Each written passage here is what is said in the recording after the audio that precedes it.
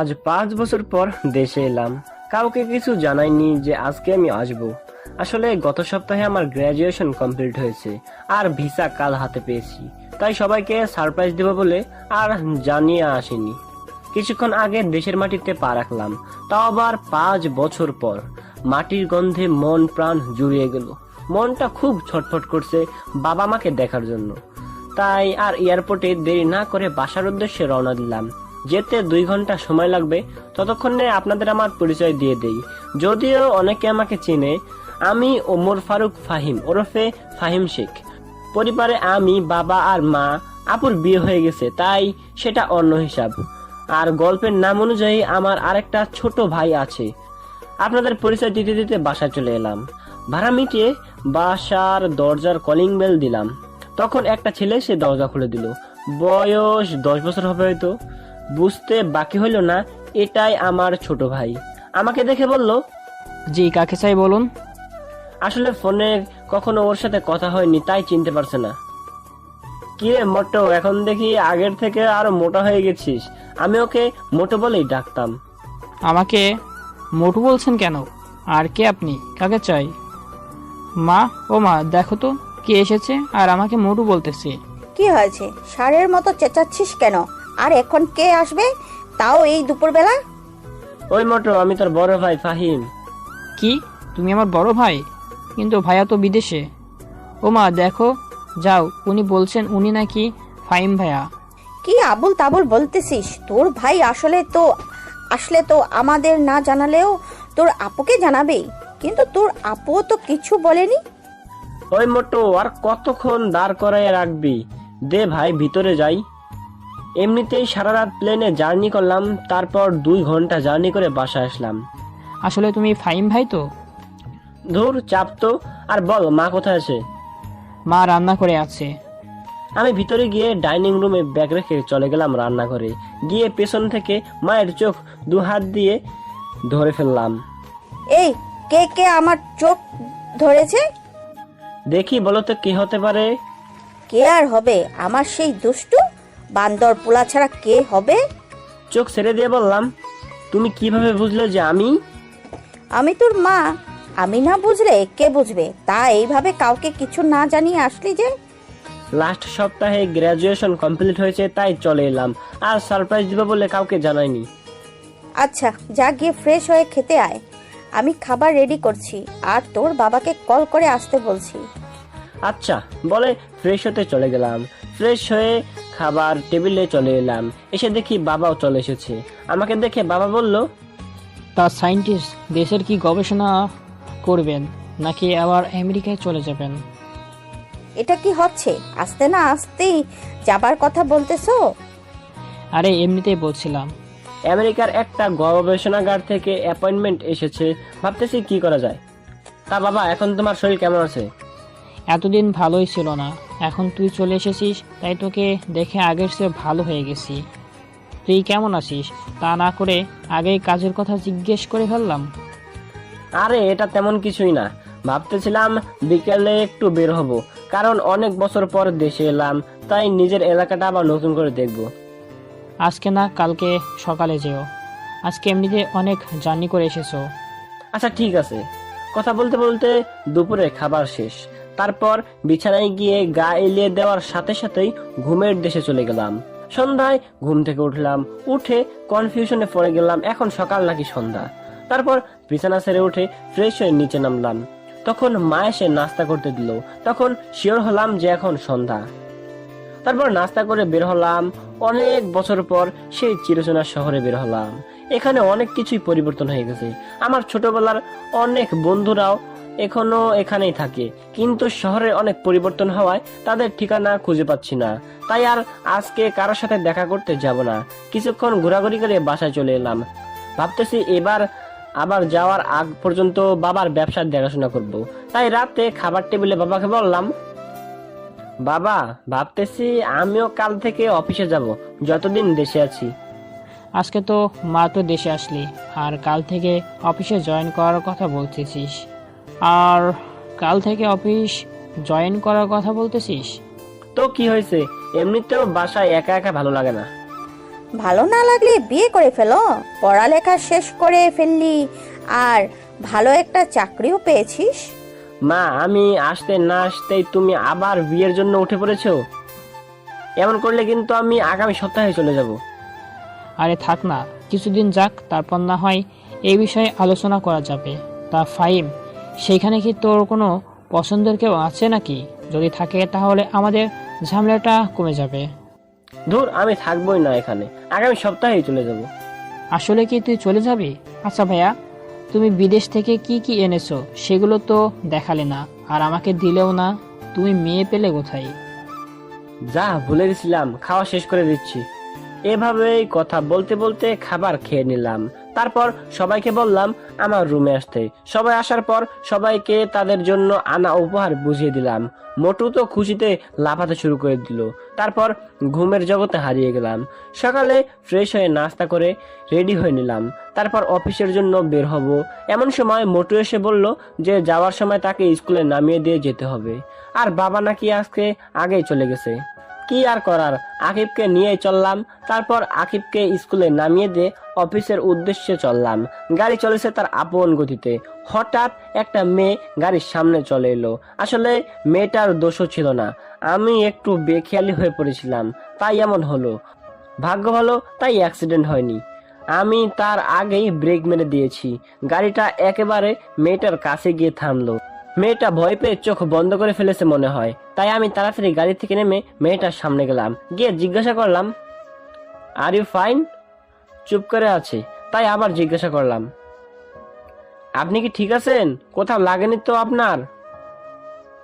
তখন মেয়েটা চোখ খুলে তাকালো, তখনও কিছু বলল না, তাই আবার জিজ্ঞাসা করলাম, আপনি কি ঠিক আছেন নাকি কোথাও লেগেছে আপনার? ডাক্তারের কাছে নিয়ে যেতে হবে নাকি? তখন মেয়েটা বলল, না, আমি ঠিক আছি। বলে মেয়েটা চলে যেতে লাগলো। আমি পিছন থেকে অনেক ডাকলাম, কিন্তু কোনো রেসপন্স করলো না। তাই আমিও আবার গাড়িতে উঠে অফিসের উদ্দেশ্যে চললাম। কিছুক্ষণ পর অফিসে চলে গেলাম। সেখানে গিয়ে দেখি খুব সুন্দর করে অফিস সাজানো, আর সবাই ফুলের তোড়া নিয়ে গেটে নিয়ে দাঁড়িয়ে আছে। আমি গাড়ি থেকে নামা মাত্রই সবাই একে একে এসে আমাকে ফুলের তোড়া দেওয়া শুরু করে, সাথে স্বাগতম প্লাস অভিনন্দন জানাচ্ছে। এইসব শেষে বাবা এসে বললেন, কি হলো, তোরে তো দেরি হলো কেন? আমি বললাম, আসলে বাবা, রাস্তায় একটা সমস্যা হয়েছিল, তাই আসতে একটু দেরি হয়েছে। ও আচ্ছা, ঠিক আছে, আয়, সবার সাথে পরিচয় হয়নি। পরে চলো আমরা আমার কেবিনে যাই। তারপর একে একে সবার সাথে পরিচিত হয়ে বাবার সাথে তার কেবিনে গেলাম। তারপর বাবা আমাকে কাজ বোঝাচ্ছেন। তারপর পিয়ন এসে কফি দিয়ে গেল। আমি আর বাবা কফি খাচ্ছি আর কাজের বিষয় দেখছি। তখন ওই বাবা বলল, শোন, আমি কালকে একটা কাজে মালয়েশিয়ায় যাব 3 দিনের জন্য, আর এই 3 দিন তোকে অফিস সামলাতে হবে। আচ্ছা, তা না হয় হবে, কিন্তু কি কাজে যাবে তা তো বলো। আর এই 3 দিন কোনো মিটিং আছে নাকি? অফিসের কাজে যাব, আর কালকে 3টায় মিটিং আছে, আর বাকি সব তোকে ম্যানেজার সাহেব বুঝিয়ে দিবে। আর মিটিংয়ে উনি তোর সাথে থাকবেন। তোর যদি কোনো সমস্যা হয় তাহলে ওনাকে বলবি, উনি তোকে সব রকম সাহায্য করবেন। এভাবে বাবা ছেলে কাজের ব্যাপারে কথা বলতে বলতে লাঞ্চের টাইম হয়ে গেল। তাই ক্যান্টিনে গিয়ে লাঞ্চ করে নিলাম। আমাদের ক্যান্টিন দেখে সবাই অবাক হয়ে গেল। আসলে বাবা বলেছিল রেস্টুরেন্টে গিয়ে লাঞ্চ করতে, কিন্তু আমি বললাম ক্যান্টিনে যেতে। আমার সাধারণ মানুষের মতো চলাফেরা করতেই ভালো লাগে। তাই সবাইকে বললাম, কি হলো, আপনারা লাঞ্চ করা বন্ধ করে দিলেন কেন? সবাই যার যার মতো লাঞ্চ করে কাজে যান। আসলে স্যার, আপনি আমাদের ক্যান্টিনে বসে খাবেন, তাই একটু অবাক হলাম। অবাক হওয়ার কিছুই নেই, আমিও আপনাদের মতোই একজন মানুষ। তাই সবাই নিজেদের মতো লাঞ্চ করে নিজেদের কাজে ফিরে যান। তারপর বাবা আর আমি লাঞ্চ করে কেবিনে চলে গেলাম। তারপর আবার কাজ করা শুরু করলাম। কখন যে সন্ধ্যা হয়ে গেল বুঝতে পারলাম না। হঠাৎ ফোনটা চিল্লাচিল্লি শুরু করে দিল, তাই ফোনটা উঠাইলাম। উঠে দেখি মা কল দিয়েছে, তাই কল রিসিভ করলাম। পরে মা বলল, কি রে, বাসায় কি আজকে আর আসবি না? মার কথা শুনে আমি ঘড়ির দিকে তাকালাম। তাকিয়ে দেখি 6টা বেজে গেছে। আমি মাকে আসতে বলে কল কেটে দিলাম। অফিসে থেকে বের হয়ে গাড়িতে উঠে গাড়ি স্টার্ট করলাম। তখনই আবার ফোন চিল্লানি দেওয়া শুরু করলো। যা বাবা, এখন আবার কল দিল কিল্লাই। কল রিসিভ করার পর বাবা বলল, এই শোন, আমি না আকিবকে তার বাসা থেকে আনতে ভুলে গেছি। তুই তো মনে হয় অফিস থেকে বের হয়ে গেছিস, তাই একটু আসার পথে তাকে নিয়ে আসিস। আচ্ছা তুমি ঠিকানা দাও, আমি আসার সময় নিয়ে আসবনি। নিয়ে আসিস কিন্তু। ও একাই আসতে পারতো, কিন্তু রাত হয়ে গেছে তাই তোকে বললাম নিয়ে আসতে। আমি বাবার দেওয়ার ঠিকানায় চলে গেলাম, গিয়ে কলিং বেল বাজালাম। তখন যে দরজা খুলে দিল তাকে দেখে আমি হাঁ হয়ে গেছি। তখন মেয়েটা আমাকে দেখে একটা রাগী ভাব নিয়ে আমার দিকে তাকালো আর জিজ্ঞাসা করলো, আপনি এখানে কেন? আমার পিছু করবেন না তো? আসলে আমার ভাই এখানে প্রাইভেট পড়ে, রাত হয়ে গেছে তাই ওকে নিতে এসেছি। আপনিও মনে হয় এখানে পড়েন তাই না? মেতে বড় জায়গা পান না? এখানে যে পরে তার কোনো বড় ভাই নাই। তাহলে কি ভুল ঠিকানায় চলে এলাম নাকি? হতে পারে, আবার নাও হতে পারে। আপনি আমার পিছু করছেন। তাই বাবাকে কল দিলাম। রিসিভ করলে আমি বললাম, বাবা ঠিকানা কি ঠিক দিয়েছো নাকি ভুল? ঠিকানা ভুল হবে কেন? ঠিকানা তো ঠিকই দিয়েছি। এখানে থেকে তো বলতেছে যে এখানে যে পড়ে তার কোনো বড় ভাই নেই। আচ্ছা তুই ওকে কল দে, আমি কথা বলতেছি। তারপর মেয়েটার হাতে মোবাইলটা দিলাম। বাবা জানি মেয়েটাকে কি বলল। কথা শেষ করে মেয়েটা আমাকে বলল ভিতরে গিয়ে বসতে। আমি ভিতরে গিয়ে বসলাম। তখন একজন মহিলা আর একজন মধ্যবয়স্ক লোক এলো। বয়স 45 হবে মনে হয়। সম্ভবত ইনারা এই মেয়ের বাবা মা। তাই আমি ওনাদের সালাম দিলাম। তারপর তাদের সাথে কথা বলতেছিলাম। তখন ওই মেয়েটা আমাকে এনে নাস্তা দিল আর বলল, আপনি নাস্তা করে নিন, আকিবের আর কিছু পড়া বাকি আছে। আচ্ছা আপনি ওর কেমন ভাই হন? আমি বললাম, জি আমি ওর চাচাতো ভাই। ওহো, বলে এই মুখটা মলিন করে ফেললো। কি জন্য করলো তা বুঝলাম না। তারপর মেয়েটা চলে গেল। প্রায় 30 মিনিট পর আকিব আর মেয়েটা বেরিয়ে আসলো, কিন্তু তার ম্যাডামকে তো দেখলাম না। তারপর আকিবকে নিয়ে বেরিয়ে আসলাম। গাড়িতে উঠে আকিবকে জিজ্ঞাসা করলাম, কিরে মোটো, তুই আর ওই মেয়েটাই কি পড়ছিস নাকি তোদের ম্যাডামের কাছে? তুমি মেয়ে পেলে কোথায়? কেন, তোর সাথে যে মেয়েটা বের হলো ওটাই তো তোর সাথে পড়ে। ওটা? আরে না, ওটা হচ্ছে আমার ম্যাডাম। ও এটা তোর ম্যাডাম? হ্যাঁ, কিন্তু কেন?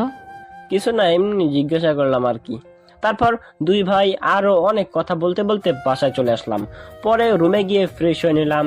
তারপর মায়ের কাছে চলে গেলাম। মাকে গিয়ে বললাম, মা একটা কথা বলবো। বল, কি বলবি?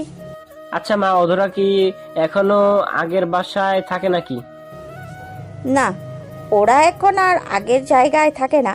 তুই চলে যাওয়ার কিছুদিন পরেই তারা অন্য জায়গায় চলে গেছে। কিন্তু হঠাৎ তুই তাদের কথা জিজ্ঞাসা করছিস কেন? না এমনি বলছিলাম, সেই কবে যে তাকে দেখেছিলাম, এখনো মনে হয় আগের থেকে অনেক সুন্দর আর কিউট হয়েছে হয়তো। হতে পারে, কিন্তু তুই এইসব বলতেছিস কেন? তুই কি ওকে পছন্দ করতি নাকি? আর করলেও লাভ নাই। কেন?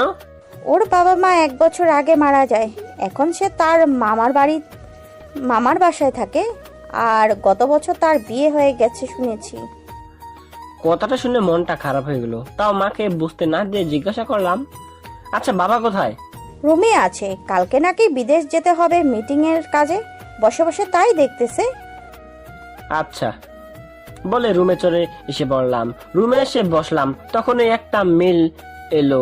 মেলটা দেখে অবাক হয়ে গেলাম, কারণ আমাদের একটা এক্সপেরিমেন্ট করার কথা ছিল আর সেইটা আগামী মাসের 7 তারিখে শুরু করার কথা ছিল, কিন্তু সেটা নাকি আগামী সপ্তাহে শুরু হবে। শিওর হওয়ার জন্য সিয়ামকে কল দিলাম। সিয়াম আমার classmate. Hello, who are you? Hi Siam, it's me Fahim. Oh, how are you, dost? I am fine. All you received any mail from SST lab? Yep, just I received a mail from lab. Our experiment will be start on 20 December. So when you are come back USA. I will be back next Friday. Okay, see you soon, USA. Okay, bye. See you soon. তারপর call কেটে দিয়ে বাবার কাছে গিয়ে বসলাম। বাবা আসবো? আয়, কিছু বলবি নাকি? আসলে ইউএসএ থেকে মেল এসেছে, তাই আমাকে শুক্রবার আবার ফিরে যেতে হবে। তার মানে তুই শুক্রবারে চলে যাবি? হ্যাঁ, শুক্রবারই যেতে হবে। তা না হয় বুঝলাম, কিন্তু গেলে আসবি কবে? যতদিন না কাজ শেষ হয় ততদিন আসতে পারবো না। ও, তাহলে আর 4 দিন বাকি আছে, তারপরে তুই চলে যাবি? কে চলে যাবে 4 দিন পরে? দরজার বাইরে থেকে বলতে বলতে ভিতরে এলো। ফাইম ইউএস থেকে মেল এসেছে, তাই তাকে কাজের জন্য শুক্রবারই চলে যেতে হবে। তা বাবা, এবার গেলে আসবি কবে? সেটা বলা যাবে না, যতদিন না কাজ শেষ হয় ততদিন দেশে ফেরা যাবে না। তাহলে তো তোকে যেতেই হবে। তারপর আবার রুমে চলে গেলাম। কিছুক্ষণ পর মা এসে খাবারের জন্য ডেকে গেল। সবাই একসাথে রাতের খাবার খেয়ে নিলাম। পরে রুমে এসে দিলাম এক ঘুম। সকালে ঘুম থেকে উঠে ফ্রেশ হয়ে রেডি হয়ে নাস্তার টেবিলে চলে গেলাম।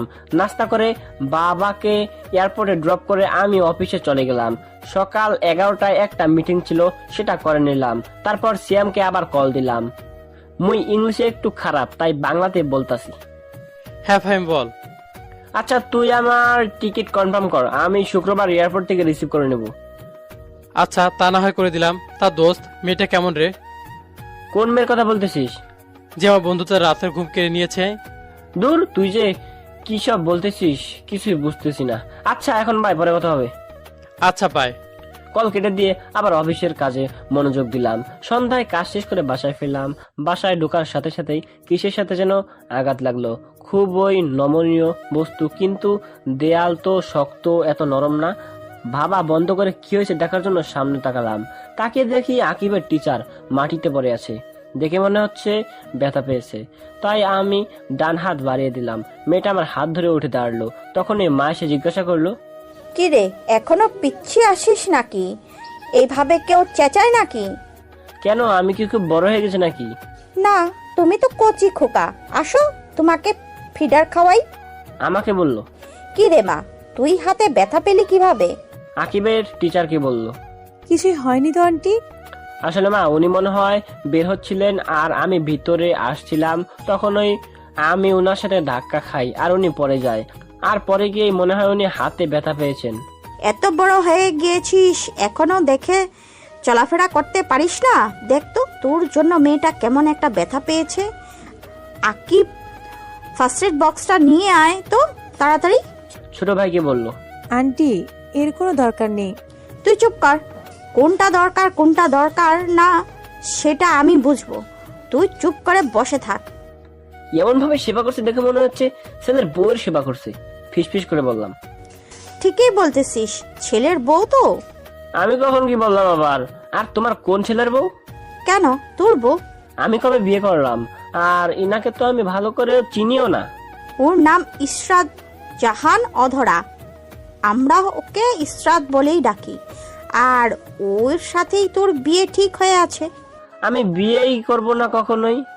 তুই করবি না, তোর বাপ করবে। বাবাকেই করাও, তাইলেই তোমার একটা সতীন হবে। দাঁড়া হতচ্ছাড়া, দেখাচ্ছি বিয়ে কিভাবে না করিস। আন্টি, আমি গেলাম। সোফা থেকে উঠে, আরে কই যাস? নাস্তা করে যা, আমি এখনই এনে দিচ্ছি। আর রাতের খাবার না খেয়ে তোকে যেতে দিব ভাবলি কিভাবে? আন্টি, আজকে না অন্যদিন। এখন থেকে তো আকিবকে এখানেই এসে পড়াবো। সেটা পরে দেখা যাবে। এখন বস, রাতের খাবার খেয়ে যাবি। আর আমি এখন নাস্তা এনে দিতেছি, বস।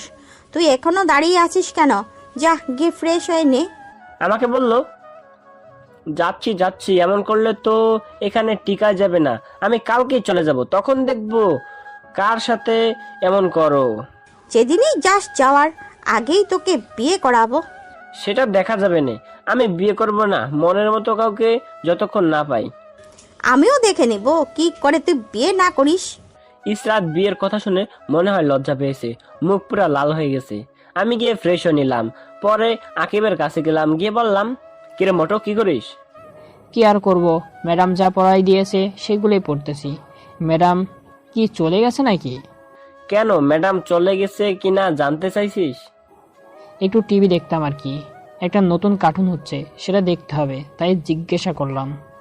না, আম্মু তোর ম্যাডামকে নাকি তোর বউ করবে, তাই বসিয়ে রেখেছে। বলেছে রাতে খাবার খেয়ে যেতে। আমার বউ না, তোমার বউ বানাবে। আর এটা হচ্ছে অধরা আপু, যাকে তুমি ভালোবাসো। আমি ভালোবাসি কি যা তা বলছিস এসব?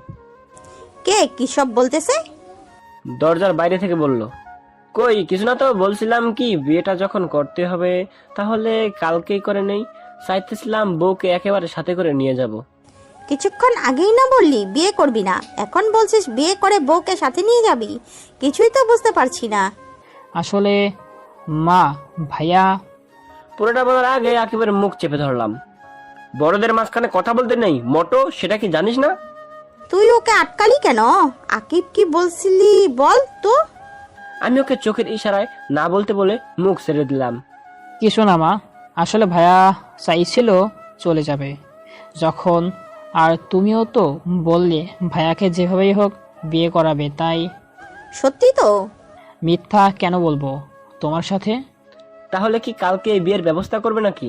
জি না, এখন আর আপনাকে বিয়ে আপনি যাওয়ার আগে করানো যাবে না। আগে আমাকে জানতে হবে কি জন্য এই সময়ের মধ্যে আপনি রাজি হয়ে গেছেন। দূর, ভালো লাগে না, আমি কালকেই চলে যাব বলে সিএমকে কল দিলাম। হেই সিয়াম, listen, I will be back on first flight tomorrow, so you confirm the ticket and let me know. Okay, I will let you know by cutting the ticket. Okay bye বলে call কেটে দিলাম। পরে রুমে গিয়ে packing করে নিলাম। তারপর সন্ধ্যায় নাস্তা করে রুমে চলে এলাম। এসে বাবাকে কল দিয়ে জানিয়ে দিলাম যে আমি কালকে চলে যাব।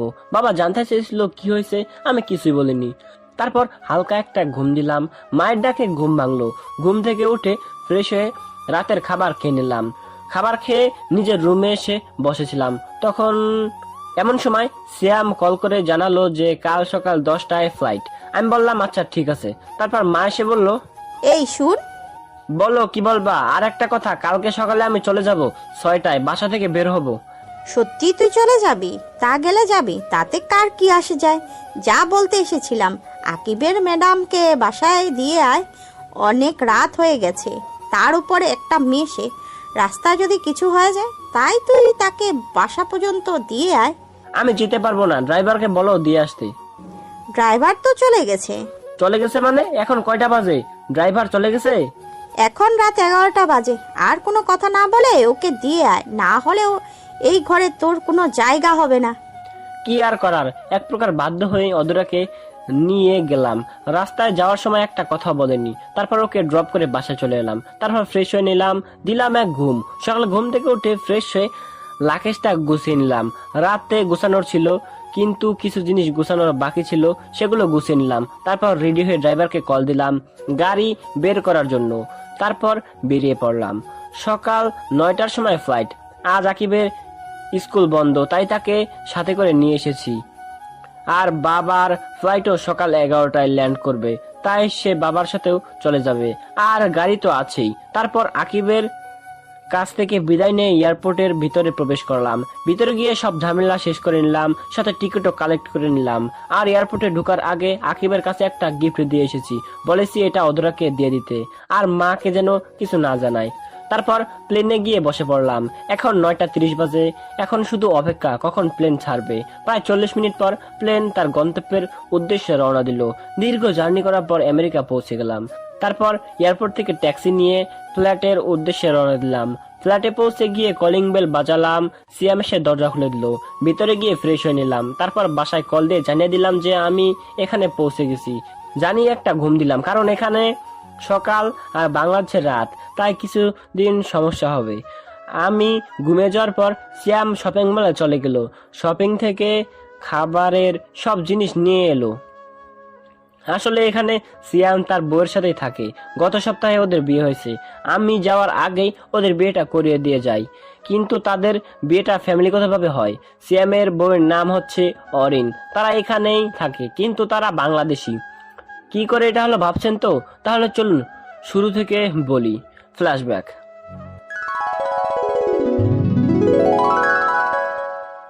5 বছর আগে আমার সায়েন্টিস্ট হওয়ার স্বপ্ন পূরণ করার জন্য একটা স্কলারশিপের আবেদন করি। আর কিছু মাস পরে সেটা পেয়েও যাই, আর সেটা আমেরিকায় ছিল। তাই এই সুযোগ হাতছাড়া করতে চাইনি। তারপরে আমি আমেরিকা চলে আসি আপনজনদের ছেড়ে। এখানে এসে তেমন কাউকে চিনতাম না, ভার্সিটি হলেও জায়গা ছিল না। তখনই আমার সাথে সিয়ামের সাথে দেখা হয়। তারপর সিয়ামের সাথে আমার প্রবলেম শেয়ার করার পর সে বলে তার সাথে থাকতে। তার সাথে তার আরেকটা বন্ধুও থাকে, তার নাম মেঘ অর্থাৎ রিয়াজ। তারপর থেকে আমরা একসাথে থাকি। আর সিয়ামের বউ হচ্ছে আমাদের বাড়িওয়ালার মেয়ে, আর ভার্সিটি থেকেই এদের রিলেশন।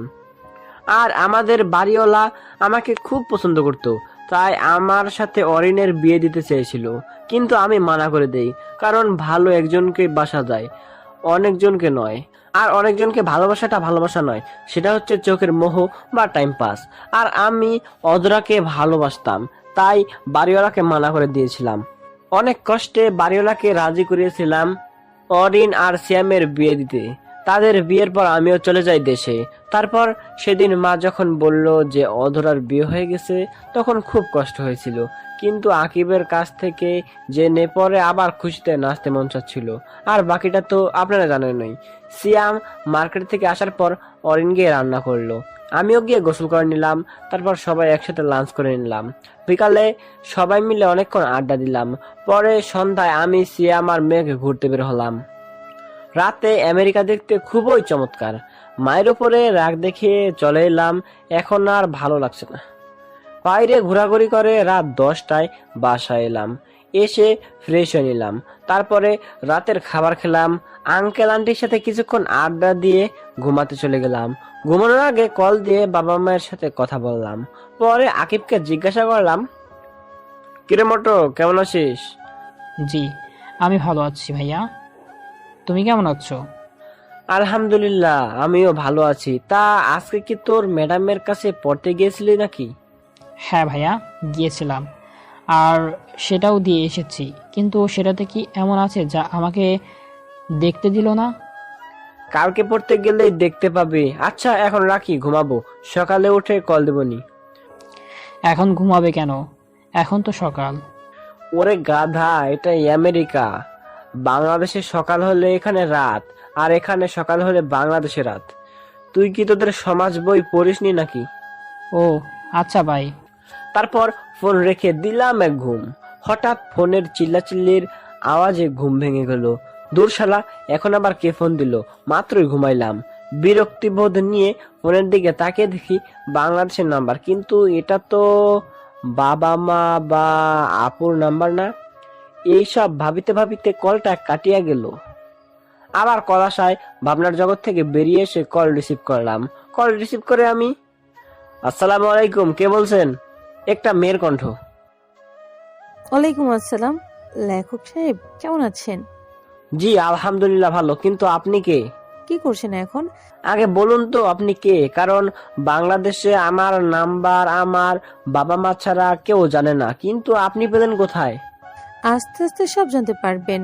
আমি এখনই টু টু টু। আমি কথা শেষ করার আগে কলটা কেটে দিল। আমিও আবার দিলাম আরেক ঘুম। আবার ঘুমটা ভেঙে গেল সিয়ামের ডাকাডাকির কারণে। তাই ঘুম থেকে উঠে ওকে দিলাম কিছুক্ষণ উত্তম মাধ্যম ধোলাই, কিন্তু মেঘকে দেখতে পেলাম না। সিয়ামকে জিজ্ঞাসা করে জানতে পারি ও নাকি ভার্সিটিতে গেছে, কিন্তু ও তো আমাদের সাথেই ডিগ্রি নিয়েছে। আরে তুই কি বুঝতে পারিসনি ও কেন গিয়েছে? কেন? দূর বেটা, এই দুদিনে ভুলে গেলি মেঘ লুচ্চামি করতে ভার্সিটি গিয়েছে। শালাই এখনো ভালো হয়নি, এখনো সেই লুচ্চামি করে। এই লুচ্চামি করতে গিয়ে যে মেঘ কত মেয়ের হাতে মায়ের খাইছে তা হিসাবের বাহিরে। এরই মধ্যে আগমন অরিনের। এসে আমাকে জিজ্ঞাসা করলো, ভাইয়া কার কথা বলছেন? কে মেয়েদের হাতে মার খেয়েছে? কে আবার? তোমার গুণধর স্বামী। সিয়ামের দিকে তাকিয়ে, ভাইয়া সত্যি বলছেন তো নাকি? অরিন তুই আমার ছোট বোনের মতো, আমি তোকে মিথ্যা বলবো এটা তুই ভাবতে পারলে কি করে? বুঝতে পারছি তোরা কেউ আমাকে দেখতে পারিস না, তাই আমি ঠিক করেছি আমি এখান থেকে চলে যাব। একটু ইমোশনাল ভাবে বললাম। আমার বলা শেষ করে তাকিয়ে দেখি অরিন সিয়ামকে মারা শুরু করে দিয়েছে, আর সাথে কান্না করতে করতে বলছে, আমি তোকে এত ভালোবাসি আর তুই অন্য মেয়েদের পিছনে ঘুরিস কেন? এখন কি আমাকে আর ভালো লাগে না?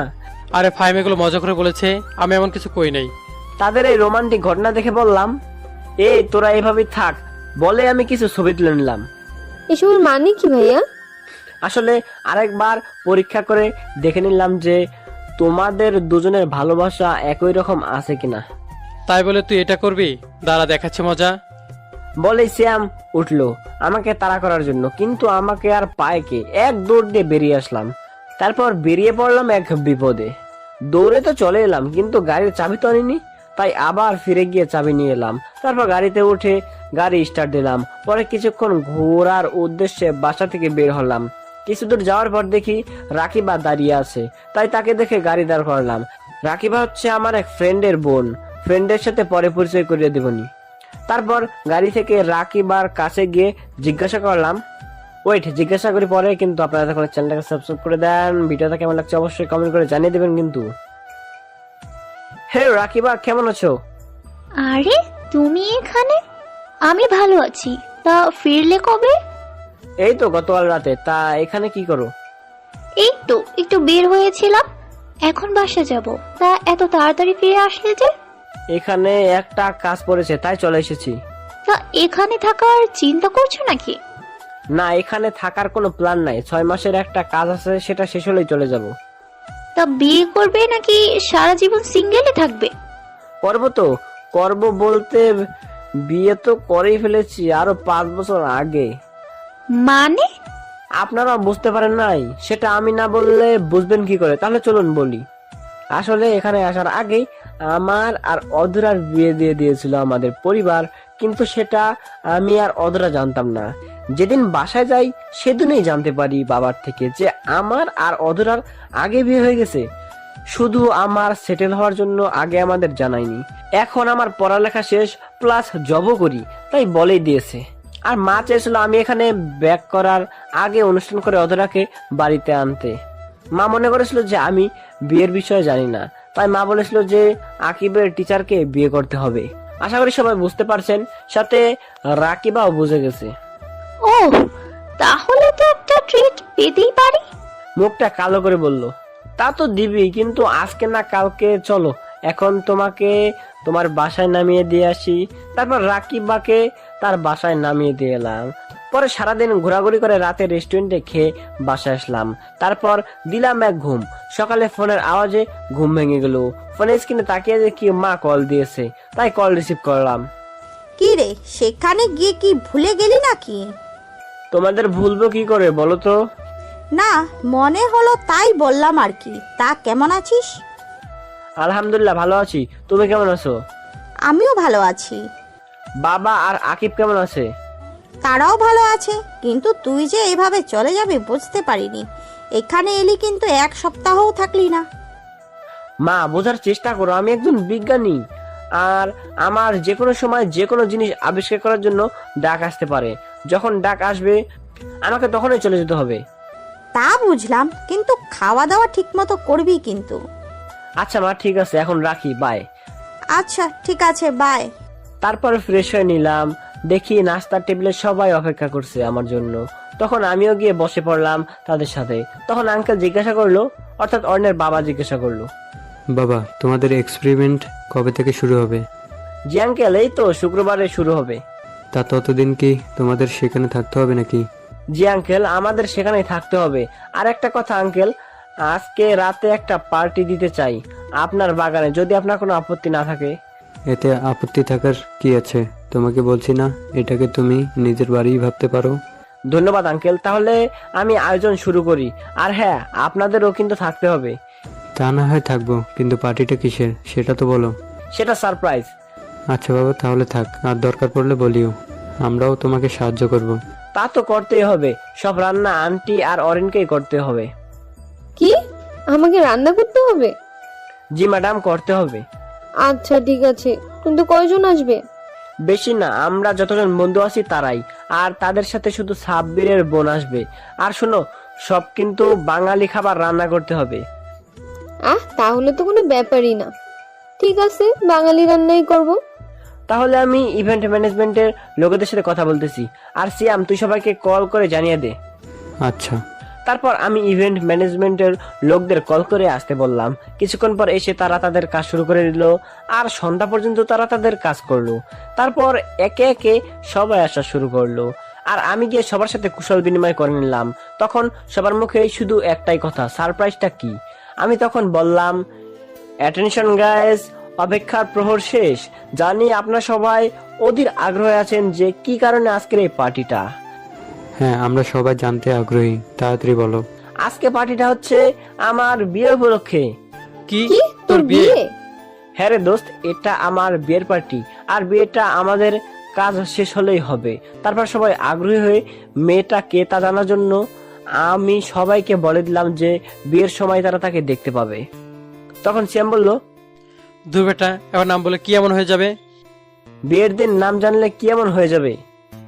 তারপর সবাই মিলে পার্টিতে অনেক মজা করলাম। পরে সবাইকে বিদায় জানিয়ে চলে এলাম। তারপর দিলাম এক ঘুম। সকালে ঘুম থেকে উঠে বাসায় কল দিলাম, কারণ গতকাল রাতে পার্টির জন্য কল দেওয়া হয়নি, তাই এখন দিলাম। হ্যালো মা, কেমন আছো? ভালো আছি, তুই কেমন আছিস? আলহামদুলিল্লাহ ভালো আছি। কি করো? এই তো 10টা বাজে, এখন ডিনার করব। আচ্ছা বাই, তাহলে তোমরা ডিনার করে নাও। আচ্ছা বাই। কল কেটে গিয়ে ফ্রেশ হয়ে নিলাম। সকালে নাস্তা করতে যাব এমন সময় কল এলো। ফোন হাতে নিয়ে দেখি সেই অপরিচিত মেয়ে, তাই কল রিসিভ করলাম না, নাস্তা করতে চলে গেলাম। নাস্তা করে এসে দেখি 20টা মিসড কল। চেক করে দেখি সবগুলোই ওই অপরিচিত মেয়েটা দিয়েছে। দেখতে দেখতেই আবার মেয়েটা কল দিল, তাই আমি রিসিভ করলাম। তখন মেয়েটা বলল, ও আপনি নিজেই কি মনে করেন? হ্যাঁ, আমি নিজেকে অনেক কিছু মনে করি, কিন্তু আপনি কান্না করছেন কেন? জানেন আমি কতটা চিন্তাই করছিলাম আপনি কল ধরছিলেন না বলে। আপনি কেন আমার জন্য চিন্তা করবেন? টু টু টু কলটা কেটে দিল কোনো উত্তর না দিয়ে। চিন্তায় পড়ে গেলাম, কি এই মেয়েটা আর কল করে কি সব বকলো। তখন ওই সিয়াম এসে বলল, ফাইম চল ঘুরতে যাই। বিয়ের পরেও এখনো পর্যন্ত আমরা কোথাও ঘুরতে যাইনি। আজকে ভালো লাগছে না, আমি যাব না, তোরাই গিয়ে ঘুরে আয়। আমাদের সাথে চল, ঘুরলে তোর মন ভালো হয়ে যাবে। আমি আর অরিন নিচে অপেক্ষা করছি, 5 মিনিটের মধ্যে চলে আয়। বলে শ্যাম চলে গেল। আমিও বাধ্য হয়ে রেডি হয়ে নিচে চলে গেলাম। আমি গাড়ি চালাইনি, শ্যামই ড্রাইভ করেছে, আর তার পাশের সিটে অরিন বসেছিল। তারপর সারাদিন আমরা বিভিন্ন জায়গায় ঘুরলাম। রাতে বাইরে থেকে খেয়ে এসেছিলাম, তাই ফ্রেশ হয়ে ঘুমিয়ে গেলাম। এভাবেই দিন কাটিতে লাগলো। সেদিনের পর থেকে মেয়েটা আর কল দেয়নি। আমিও সেটা নিয়ে মাথা ঘামাইনি, কিন্তু একটা জিনিস ভেবে অবাক হচ্ছি, সে আমি কল না ধরায় সেদিন কান্না করলো কিল্লাই। সিয়ামের ডাকে ভাবনার জগৎ থেকে বের হলাম। তারপর সিয়ামের সাথে শপিং করতে গেলাম। কাল থেকে এক্সপেরিমেন্ট শুরু হবে। যতদিন লাগে এক্সপেরিমেন্ট শেষ হতে ততদিন সেখানেই থাকতে হবে, আর ততদিন কারোর সাথে যোগাযোগ করা যাবে না। সারাদিন শপিং আর ঘোরাঘুরি করে রাতে বাসায় ফিরলাম। রাতে খাবার খাওয়ার আগে বাসায় কল দিয়ে সবার সাথে কথা বলে নিলাম, কারণ জানি না আবার কবে তাদের সাথে কথা বলতে পারবো। তাদের জানিয়ে দিলাম যে কাল থেকে আমার কাজ শুরু হবে। তারপর কথা শেষ করে খেয়ে দিলাম এক ঘুম। সকালে ঘুম থেকে উঠে ফ্রেশ হয়ে নিলাম। আজকে আমি খুব খুশি, আজকে আমি আমার কর্মজীবনে পা দিব। তারপর গিয়ে নাস্তা করে নিলাম।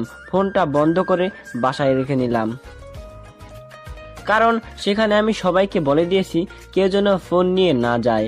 আমি চাই যত তাড়াতাড়ি সম্ভব কাজটা শেষ করতে, প্লাস সবাই যেন শুধু কাজে মনোযোগ দেয়, কারণ কাজটা খুব ইম্পর্টেন্ট। একটু ভুল হলে সব শেষ। তারপর আমি সিয়াম আর অরিন বেরিয়ে পড়লাম এসএসটি ল্যাবের উদ্দেশ্যে। ল্যাব থেকেই গাড়ি পাঠানো হয়েছিল। গাড়িতে উঠে দেখি শান্ত প্লাস আমার বাকি বন্ধুরাও আছে। আসলে এই প্রজেক্টে শুধু আমরা বন্ধুরাই, আর সাথে কিছু আমেরিকার ফ্রেন্ড। তাদের সাথে কথা বলতে বলতে আমরা ল্যাবে পৌঁছে গেলাম। ল্যাবরেটরিটা অনেক বিশাল জায়গা নিয়ে বানানো। যখন এই প্রজেক্টের কাজের জন্য অফার পাই, তখনই এই ল্যাব ঘুরে দেখার জন্য আমন্ত্রণ জানিয়েছিল, কিন্তু দেশে যাওয়ার চক্করে আর ঘুরে দেখা হয়নি। ফ্রেশ হয়ে সম্পূর্ণ ল্যাব ঘুরে দেখলাম, তারপর নিজেদের কাজ বুঝে নিলাম। তারপর সারাদিন ল্যাব ঘুরে দেখলাম। রাতে খেয়ে যে যার রুমে গিয়ে ঘুমিয়ে পড়লাম, কারণ কাজ কালকে থেকে শুরু হবে। সকালে ঘুম থেকে উঠে ফ্রেশ হয়ে নাস্তা করে কাজে লেগে পড়লাম। 12টা পর্যন্ত কাজ করলাম। পরে গিয়ে গোসল করে দুপুরে খাবার খেয়ে নিলাম। সবাই একসাথে খেয়ে আবার এক্সপেরিমেন্টের কাজে লেগে পড়লাম। রাত 8টায় কাজ শেষ করে রাতের খাবার খেয়ে দিলাম এক ঘুম। এভাবেই কেটে গেল 6 মাস। এখন যদি কেউ আমাকে দেখে তাহলে নির্ঘাত পাগল বলবে, কারণ চুল দাড়ি সবই অনেক বড় বড় আছে।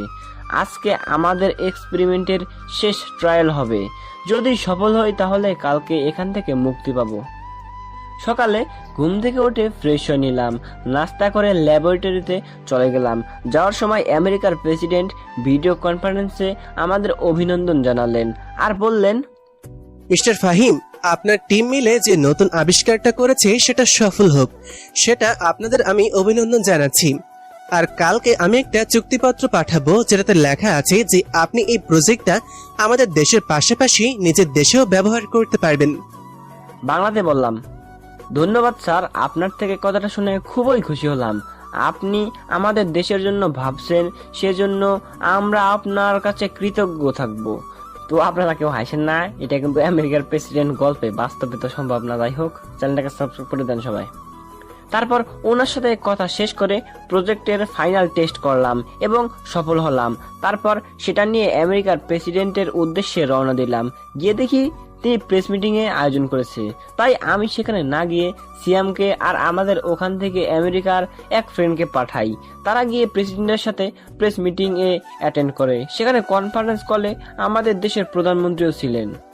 তখন প্রেসিডেন্টের সামনে প্রজেক্টের প্রেজেন্টেশন করে দেখালো সিয়াম। তখনই বাঁধলো এক বিপদ। প্রেসিডেন্ট ও প্রধানমন্ত্রী আমাকে খোঁজা শুরু করে দিল। তখন সিয়াম আমাকে বলতে এলো, আমি তাকে বলে দিলাম যে প্রেসিডেন্টকে বুঝিয়ে বল যে আমি প্রেস মিট শেষে ওনার সাথে দেখা করব, কারণ আমার তো পাবলিসিটির দরকার নাই, আমি সবসময় সাধারণভাবে চলাফেরা করতে চাই। তারপর প্রেস মিট শেষে আমরা সবাই গিয়ে ওনার সাথে দেখা করলাম। উনি খুবই রাগ করলেন যে আমি কেন মিটিংয়ে ওনার সাথে আসিনি কেন। আমি অনেক বুঝিয়ে বললাম, তাও উনি কিছুতেই কিছু মানতে রাজি না। শেষ পর্যন্ত রাজি হলো, তাও ওনার বাসায় আজকে রাতে ডিনার করলে। তখন আমি বললাম, আসলে স্যার, আমি চাইছিলাম আজকে দেশে ফিরে যেতে, তাই আপনার সাথে ডিনার অ্যাটেন্ড করতে পারবো না।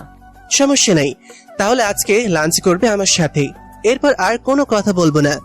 আর ফ্লাইট নিয়ে তোমাদের চিন্তা করতে হবে না, আমাদের দেশের এয়ারফোর্স গিয়ে তোমাকে দিয়ে আসবে। কি আর করার, বাধ্য হয়ে রাজি হয়ে গেলাম। তারপর ওনার থেকে বিদায় নিয়ে সবাইকে বিদায় দিয়ে বাসায় চলে এলাম। বাসায় এসে পার্লারে চলে গেলাম চুল দাড়ি ছোট করার জন্য, না হলে মানুষ দেখলে পাগল বলবে। পার্লার থেকে এসে গোসল সেরে রেডি হয়ে নিলাম। তারপর ফোন অন করলাম। অন করে দেখি বাসা থেকে যতগুলো কল আসেনি, ওই মেয়ের তার থেকে বেশি কল দিয়েছে, মেসেজ দিয়েছে। দেখতে দেখতে বাবা কল দিল, আমিও কল রিসিভ করলাম। আসসালামু আলাইকুম বাবা, কেমন আছো? আর বাসার সবাই কেমন আছে? ওয়ালাইকুম আসসালাম, আলহামদুলিল্লাহ আমি ভালো আছি, আর বাসার সবাইও ভালো আছে। এইমাত্র নিউজ দেখলাম, কংগ্রাচুলেশন, আমি জানতাম তোরা পারবি। ধন্যবাদ, কিন্তু এখন কয়টা বাজে? এই তো রাত 1টা বাজে। এত রাত পর্যন্ত জেগে আছো কেন? মনে তো হচ্ছে প্রতিদিনই অনেক রাত পর্যন্ত জাগনা থাকো। এই না না, প্রতিদিন না, এই সপ্তাহখানেক ধরে। কারণ তুই তো বলেছিলি যে 6 মাস পর তো এক্সপিরিয়েন্স শেষ হবে, তাই প্রতিদিন রাতে খবর দেখার জন্য জেগে থাকতাম যে কবে নিউজ বলবে আমার ছেলেটার কাজ শেষ হবে, আর কবে আমার ছেলেটা দেশে ফিরবে। তা বাবা, দেশে কবে ফিরবি? এটা সারপ্রাইজ যে দেশে কবে ফিরবো। এখন গিয়ে চুপচাপ ঘুমিয়ে পড়ো। বয়স তো কম হলো না, বুঝো না কেন যে রাত জাগলে শরীর খারাপ হবে? আর ওষুধ ঠিক মতো খাচ্ছ তো? আচ্ছা ঠিক আছে, মনে থাকবে। ওষুধ না খেলে কি আমার রক্ষা আছে নাকি? তোমার সাথে এমনই হওয়া উচিত। ওকে বাই, পরে কথা বলবো, তুমি ঘুমাও। এখন আবার প্রেসিডেন্টের সাথে লাঞ্চ করতে যেতে হবে। আচ্ছা বাবা, যা, আর শোন, সাবধানে থাকবি। আমি আচ্ছা বলে কল কেটে দিলাম। হঠাৎ গাড়ির হর্নের শব্দ শুনতে পেলাম। বের হয়ে দেখি আমাদের নিতে গাড়ি পাঠিয়ে দিয়েছে। তারপর আমরা গিয়ে গাড়িতে উঠে বসলাম। গাড়ি চললো তার আপন গতিতে। কিছুক্ষণ পর আমরা প্রেসিডেন্টের বাংলোতে পৌঁছে গেলাম। সেখানে আমাদের ফুলের তোড়া দিয়ে আমন্ত্রণ জানানো হলো। তারপর সবাই একসাথে লাঞ্চ করে নিলাম। আপনাদের তো বলাই হয়নি, আমরা 10 জন মিলে টিম করে কাজ করেছিলাম প্রজেক্টটাতে। তারপর প্রেসিডেন্ট জানতে চাইলেন, তা ফাহিম, সবাই তো বিয়ে করে ফেললে এখানে, শুধু তুমি ছাড়া। তা বিয়ে করার কোনো প্ল্যান নেই নাকি? সবে মাত্র তো নিজের কাজে জয়েন করলাম, তা ভাবছি এইবার দেশে গিয়ে বিয়ে করে নেব। আর আপনাকে কিন্তু আসতেই হবে। তুমি তো জানোই যে আমি দেশের একটা প্রেসিডেন্ট, আমার তো একটু সময় নেই। আজকে অনেক কষ্ট করে সময় বের করলাম তোমাদের সাথে লাঞ্চ করার জন্য, তবু আমি আমার যথাসাধ্য চেষ্টা করব। আরেকটা কথা, একা গেলে হবে না, কিন্তু পরিবারের সবাইকে নিয়ে যেতে হবে। আচ্ছা ঠিক আছে, এখন আমাকে উঠতে হবে, বিকেলে আবার হোয়াইট হাউসে মিটিং আছে। তা তোমরা কখন যাবে? এখান থেকে গিয়ে কিছু শপিং করব, রাতে দেখি 8টার কোনো ফ্লাইটে যাব। তা হচ্ছে না, আমি যেটা বলেছি সেটাই হবে। এয়ারপোর্টে তোমাদের জন্য হেলিকপ্টার রাখা থাকবে। তা তোমরা কজন যাবে? আমরা 3 জন যাব স্যার। আচ্ছা, তাহলে 2টা হেলিকপ্টার পাঠিয়ে দেব। তাহলে আমি এখন উঠি, কেমন? ও, তোমাদের প্রজেক্টের টাকাটা তো দেয়া হয়নি। এই নাও, এখানে $1,00,000 করে আছে, এটা তোমাদের বেতন। ওকে স্যার, তাহলে আমরা উঠি এখন। তারপর ওনার কাছ থেকে বিদায় নিয়ে চলে আসলাম। গাড়িতে এসে আমাদের নামিয়ে দিয়ে গেল। গিয়ে ফ্রেশ হয়ে শুয়েছিলাম, তখন ওই আবির আসলো, এসে বলল, এখন থেকে সিয়ামের চরিত্রে আবির থাকবে, ঠিক আছে বন্ধুরা? শোন, তুই তো বললি যে আমরা 3 জন যাবো, কিন্তু আমি তোকে দেখাচ্ছি বাকি 2 জন কই? কেন, তুই আর অরিন? সত্যি আমরা যাব নাকি তুই মজা করতেছিস? তুই না গেলে বিয়ের সব দিককে দেখাশোনা করবে। এর জন্য আমাদের নিয়ে যাচ্ছিস? দূর শালা, এত সিরিয়াস হচ্ছিস কেন?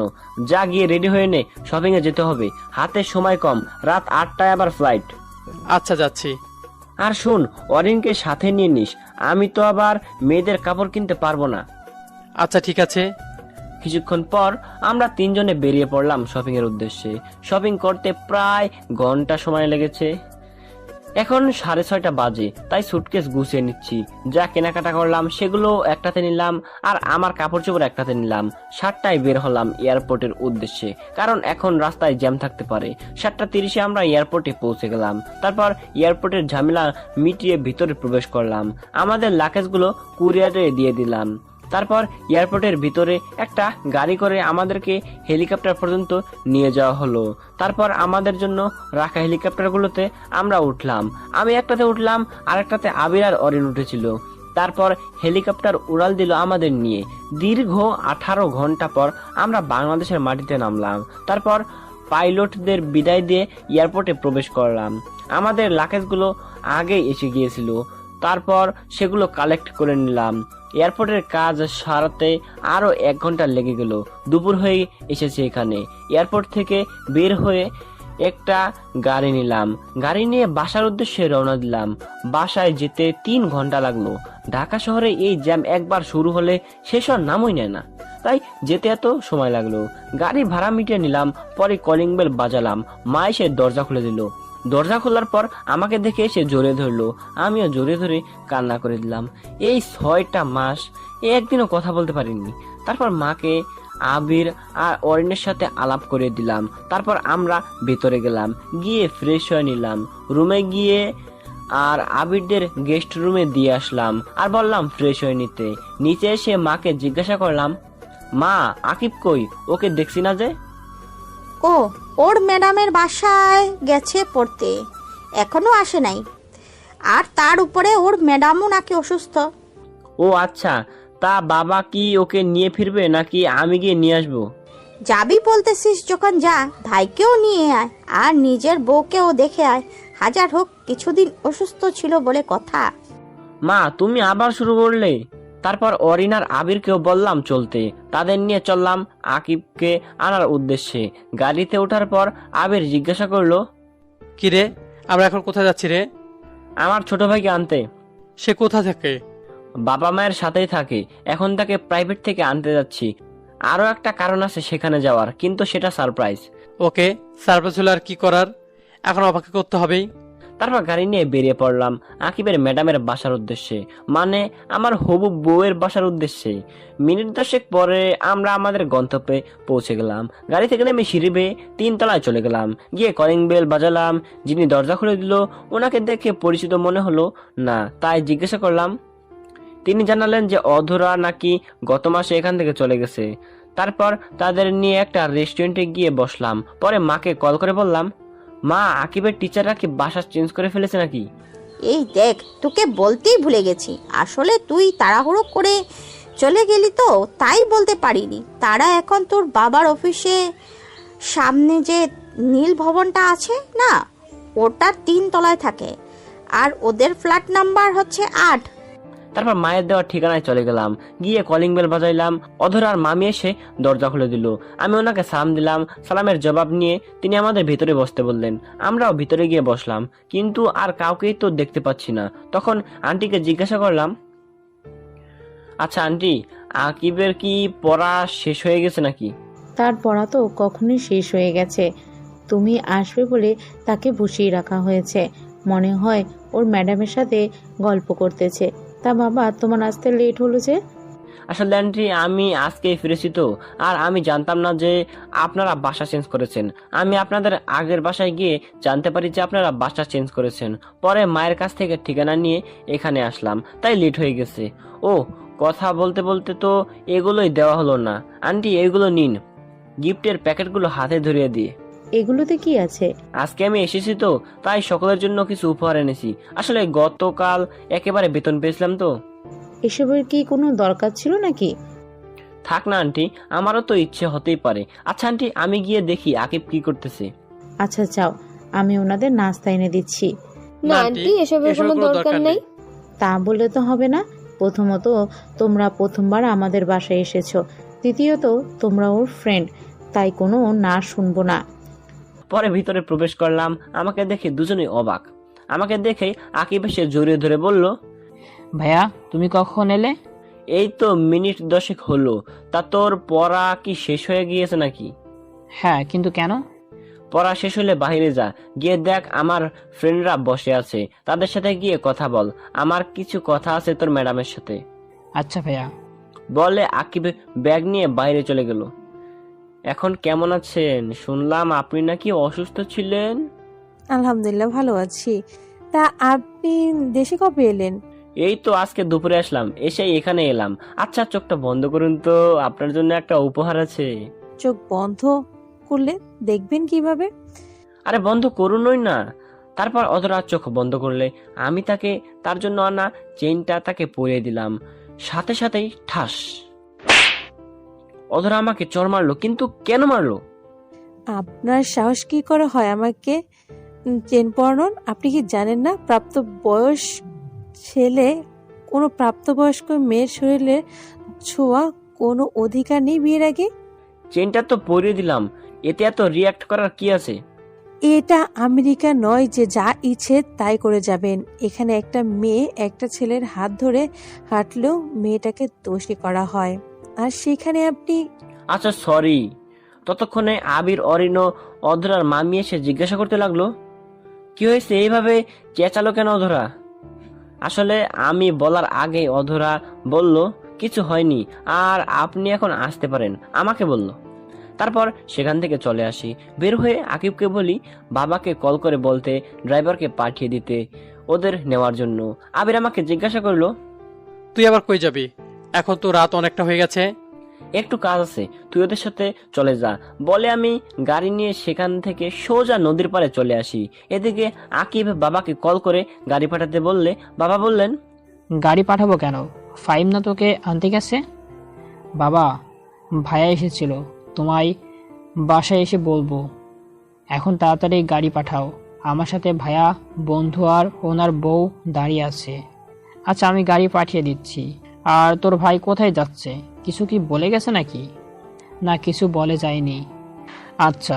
এদিকে আমি নদীর পাড়ে এসে একটা বেঞ্চে বসে পড়লাম। খুব খারাপ লাগছিল। কি এমন করেছিলাম যার জন্য আমাকে এইভাবে আমার বন্ধু ও তার বউয়ের সামনে এভাবে অপমান করলো? কিছুক্ষণ পর মনে হলো পিছনে এসে একটা গাড়ি দাঁড়ালো, তাই পিছনে তাকালাম। দেখলাম বাবা গাড়ি থেকে নামলেন, নেমে আমার দিকে এগিয়ে এলেন, এসে আমার পাশে বসলেন। বসে আমাকে উদ্দেশ্য করে বললেন, তোর মন খারাপ কেন জানতে পারি কি? বাবার সাথে আমার সম্পর্ক বন্ধুর মতো, আমি সবকিছুই বাবার সাথে শেয়ার করি। কিছু হয়নি বাবা। আমার ছেলেটা আজ এত বড় হয়ে গেছে, এখন নিজের দুঃখ নিজের মধ্যে চেপে রাখতে জানে, আর আমাকেও এখন সেটা বলতে চায় না। বাবা তেমন কিছুই না। যদি কিছু নাই হতো তাহলে এই রাতের বেলা এই নদীর পাড়ে এসেছিস আর কি লুকানোর চেষ্টা করছিস? আমি সবটা জানি। বাসায় এসে আকিব আমাকে সব বলেছে। ও আচ্ছা, চল বাসায় যাবি, আর এই বিষয় নিয়ে পরে আলোচনা করা যাবে। তারপর বাবা ড্রাইভারকে বলল গাড়ি নিয়ে চলে যেতে। পরে আমি আর বাবা আমার গাড়িতে করে চলে এলাম। বাসায় এসে ফ্রেশ হয়ে নিলাম, তারপর ডিনার করে ঘুমিয়ে গেলাম। কারোর সাথে তেমন কোনো কথা বলিনি। পরের দিন ঘুম থেকে উঠে ফ্রেশ হয়ে নাস্তার টেবিলে চলে গেলাম। সাথে আবির ও অরিনও আসে, সবাই মিলে নাস্তা করছিলাম। এমন সময় বাবা বললেন, আমি চাচ্ছিলাম ফাইমের বিয়েটা গ্রামের বাড়িতে গিয়ে করানোর জন্য। এমনিতেও গ্রামে তেমন একটা যাওয়া হয় না, আর ওর চাচা চাচিরাও গ্রামে থাকে। এটা ঠিকই বলেছো তুমি, এটা করলেই ভালো হবে। আমি ভাবছিলাম যে আগামী সপ্তাহে শুক্রবার বিয়ের কাজটা শেষ করে ফেলতে, আর তুমি আজকে গ্রামে চলে যাবে। এত তাড়াতাড়ি করার কি প্রয়োজন? প্রয়োজন আছে বলেই তো বলছি, যা বললাম সেটাই যেন হয়। বলে বাবা খাবার খেয়ে অফিসের উদ্দেশ্যে চলে গেল। আমরাও নাস্তা করে নিলাম। তারপর আবিরদের নিয়ে বেরিয়ে পড়লাম শহর ঘুরে দেখাতে। অনেক বছর পর আবির দেশে আসলো, আর অরিনের তো জন্মই সেখানে, তাই তাদের নিয়ে ঘুরতে বের হলাম। ঢাকার প্রায় সব জায়গায় আমরা ঘুরে দেখে ফেললাম। সন্ধ্যায় বাসায় এসে ফ্রেশ হয়ে নিলাম। তারপর সবাই মিলে আড্ডা দিতে লাগলাম। অরিন আবার তেমন বাংলা বলতে পারে না, কারণ জন্মের পর থেকেই সেখানে থেকেছে, তো তাই ইংলিশটাই ভালো পারে। আর ওদেরকে আমি 1 মাস এখানেই থাকতে বলেছি, আর এই কয়দিনে ওকে বাংলা শেখানোর দায়িত্ব মাকে দিয়েছি। আমি মাকে বললাম, মা বলছিলাম কি, আজকে তো বুধবার, তাই যদি শনিবার গ্রামে যাই তাহলে কেমন হবে? তোর বাবা যখন বলেছে নিশ্চয় কিছু ভেবেই বলেছে, তাই তুই কালকেই চলে যা, আর সাথে আবির আর অরিনকেও নিয়ে যা। আচ্ছা ঠিক আছে, কতদিন পর দেশে এলাম, একটু শান্তিতে বাসায় থাকবো সেটাও হচ্ছে না। ফিস ফিসিয়ে বললাম। ফিস ফিস করে কি বলতেছিস? কই কিছু বলিনি তো। কিছুক্ষণ পর বাবাও এসে গেলেন। পরে সবাই একসাথে ডিনার করে নিলাম। তারপর ডিনার করার পর আমি রুমে গিয়ে গিফটগুলো নিয়ে আসলাম। পরে সবাইকে নিজেদের গিফটগুলো বুঝিয়ে দিলাম। সব থেকে বেশি গিফট আকিবের জন্য এনেছিলাম, আর অধরার জন্য আনা গিফটগুলো আমার লকারে রেখে দিলাম। গিফটগুলো বুঝিয়ে দেওয়ার পর ঘুমাতে চলে গেলাম। কিছুক্ষণ পর আকিব আমার রুমে এসে বলল সে নাকি আমার সাথে ঘুমাবে। আমি আর মানা করতে পারলাম না। শুয়ে পড়ার পর আকিব অধরার কথা বলা শুরু করলো। এদিকে আমি ঘুমিয়ে পড়ি। আজকে অনেক ধকলগুলো তো সকালে, তাই শুয়ে পড়ার পরই ঘুম লেগে যায়, আর আমি চলে গেলাম ঘুমের অতল দেশে। আকিব আমার কোনো সাড়া না পেয়ে সেও কিছুক্ষণ পর ঘুমিয়ে গেল। সকালে ঘুম থেকে উঠে দেখি আকিব আমাকে কোলবালিশের মতো জড়িয়ে ধরে ঘুমিয়ে আছে। তাকে আমার থেকে সারিয়ে আমি ফ্রেশ হতে চলে যাই।